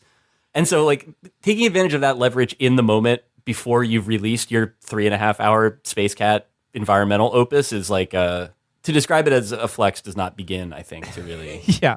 cover it. So like the last part of the article talks about basically he had after he made Avatar and went to the deepest part of the ocean for the first human being ever to do that, he had an ambition to make a documentary in space that would require him being on the International Space Station. And it just says here, Cameron thought about it. He said to himself, maybe everything I've been doing over the last few years leads to this exact moment where the administrator of NASA is willing to make a solid deal to fly me to space on the space shuttle. But he looked in his heart and decided no. He would only go to space on his own terms. I've said, I've got to say no. I want to stick to my plan, even if it can't happen, even if it ultimately gets derailed. First of all, there was a long pause, and Dan looks over me and he says, now, I know you're serious. I said, damn right I'm serious. Golden let him in line to go to the ISS. Cameron went to Houston and started training. He began mapping out the logistics of his shoot. And they were going to fly me, Cameron told me. And then the Columbia was lost. February 1st, 2003, the space shuttle Columbia disintegrates on reentry, taking with it 7 souls. Cameron went to their memorial service, but he never got to go to space. I guess this was after Titanic. He wanted to make a movie in space. And he goes, I asked what level of regret he had about this, the fact that he never went. 0, he said. Different life. The stuff I did instead was equally cool. Yeah, it would have been great. And I think if I really put my mind to it, I could have manifested that a few years later with a better camera system and an even better plan. But see, by then I was into Avatar, and that was a whole other level of cool. So he can't be stopped. He can't be stopped. I'd found something cooler than going to space. Fucking hey, man. Good for you. I'm going to give thousands of people acute schizophrenia by immersing them in a world that they don't want to leave. So yeah, I guess this is where I want to leave it today. It's James Cameron is everything people imagine Elon Musk to be, and I am to James Cameron what all of his reply guys are to him. Yes, you got to serve somebody, for God's sake. Yeah. But make it somebody who's worth it. You're not going to be trapped inside of a burning 4-hour space action movie and have to apologize for being trapped in it before he'll let you out. Yes. The theater will not spontaneously explode when you go to see the Weight of Water. That's the James Cameron promise. And like Elon has a fake engineering degree that he lied about. And it's very clear does not know how to code at all. Doesn't even understand what code is. He thinks code is just like the matrix, right? When you just see like numbers just like flickering on a computer screen. Whereas this article makes clear James Cameron on a film set, like people like at times don't like working for him or think he's a tyrant because he does understand how to do every single job on a film set, from like cinematography to lighting to fucking like a key grip to sound. Like he knows every single technical detail of every single aspect of the industrial production of movies and special effects as good as the guy whose job it is to do that on a set. And as a director, he says, like a lot of times as a director, you can just sort of sit there and be like, okay, like here's the vision, do that, do this, yes, no. But he really can run every single thing himself on a film set. Which is probably a pretty scary workplace to be in that sense, because I feel like so much of any workplace is being able to get away with the fact that either your boss doesn't know exactly what you do or doesn't care very much about it. And so is going to give you like, either way, you get like some leeway. But if you're like, if James Cameron is like, I could be a better script supervisor than you, and you know that that's true, that's a fucking cold shot. That is not easy to bear. You can't say, oh, like, no, this is the way I do it, or like, this is the way I learned to do it, like, or this is the better way. This will save us time or money. No. You got no margin for error whatsoever with this guy. Right, because Cameron could be like, I invented this camera. Like, I realized that there wasn't a camera that did what I wanted it to do, so I had a guy come up with this, and I know exactly how it works, and you're not correct. Well, there we go. I mean, after a long list of turkeys, God Emperor James Cameron, I think he's someone we could all and should be thankful for. And in fact, if you're not thankful for him, I think you should be disciplined by the state. The time for you to get right with James Cameron is now, not after the release of Way of Water. You don't want to be there like, oh, I knew it was going to be a success. No, you were a false heart. We can all tell.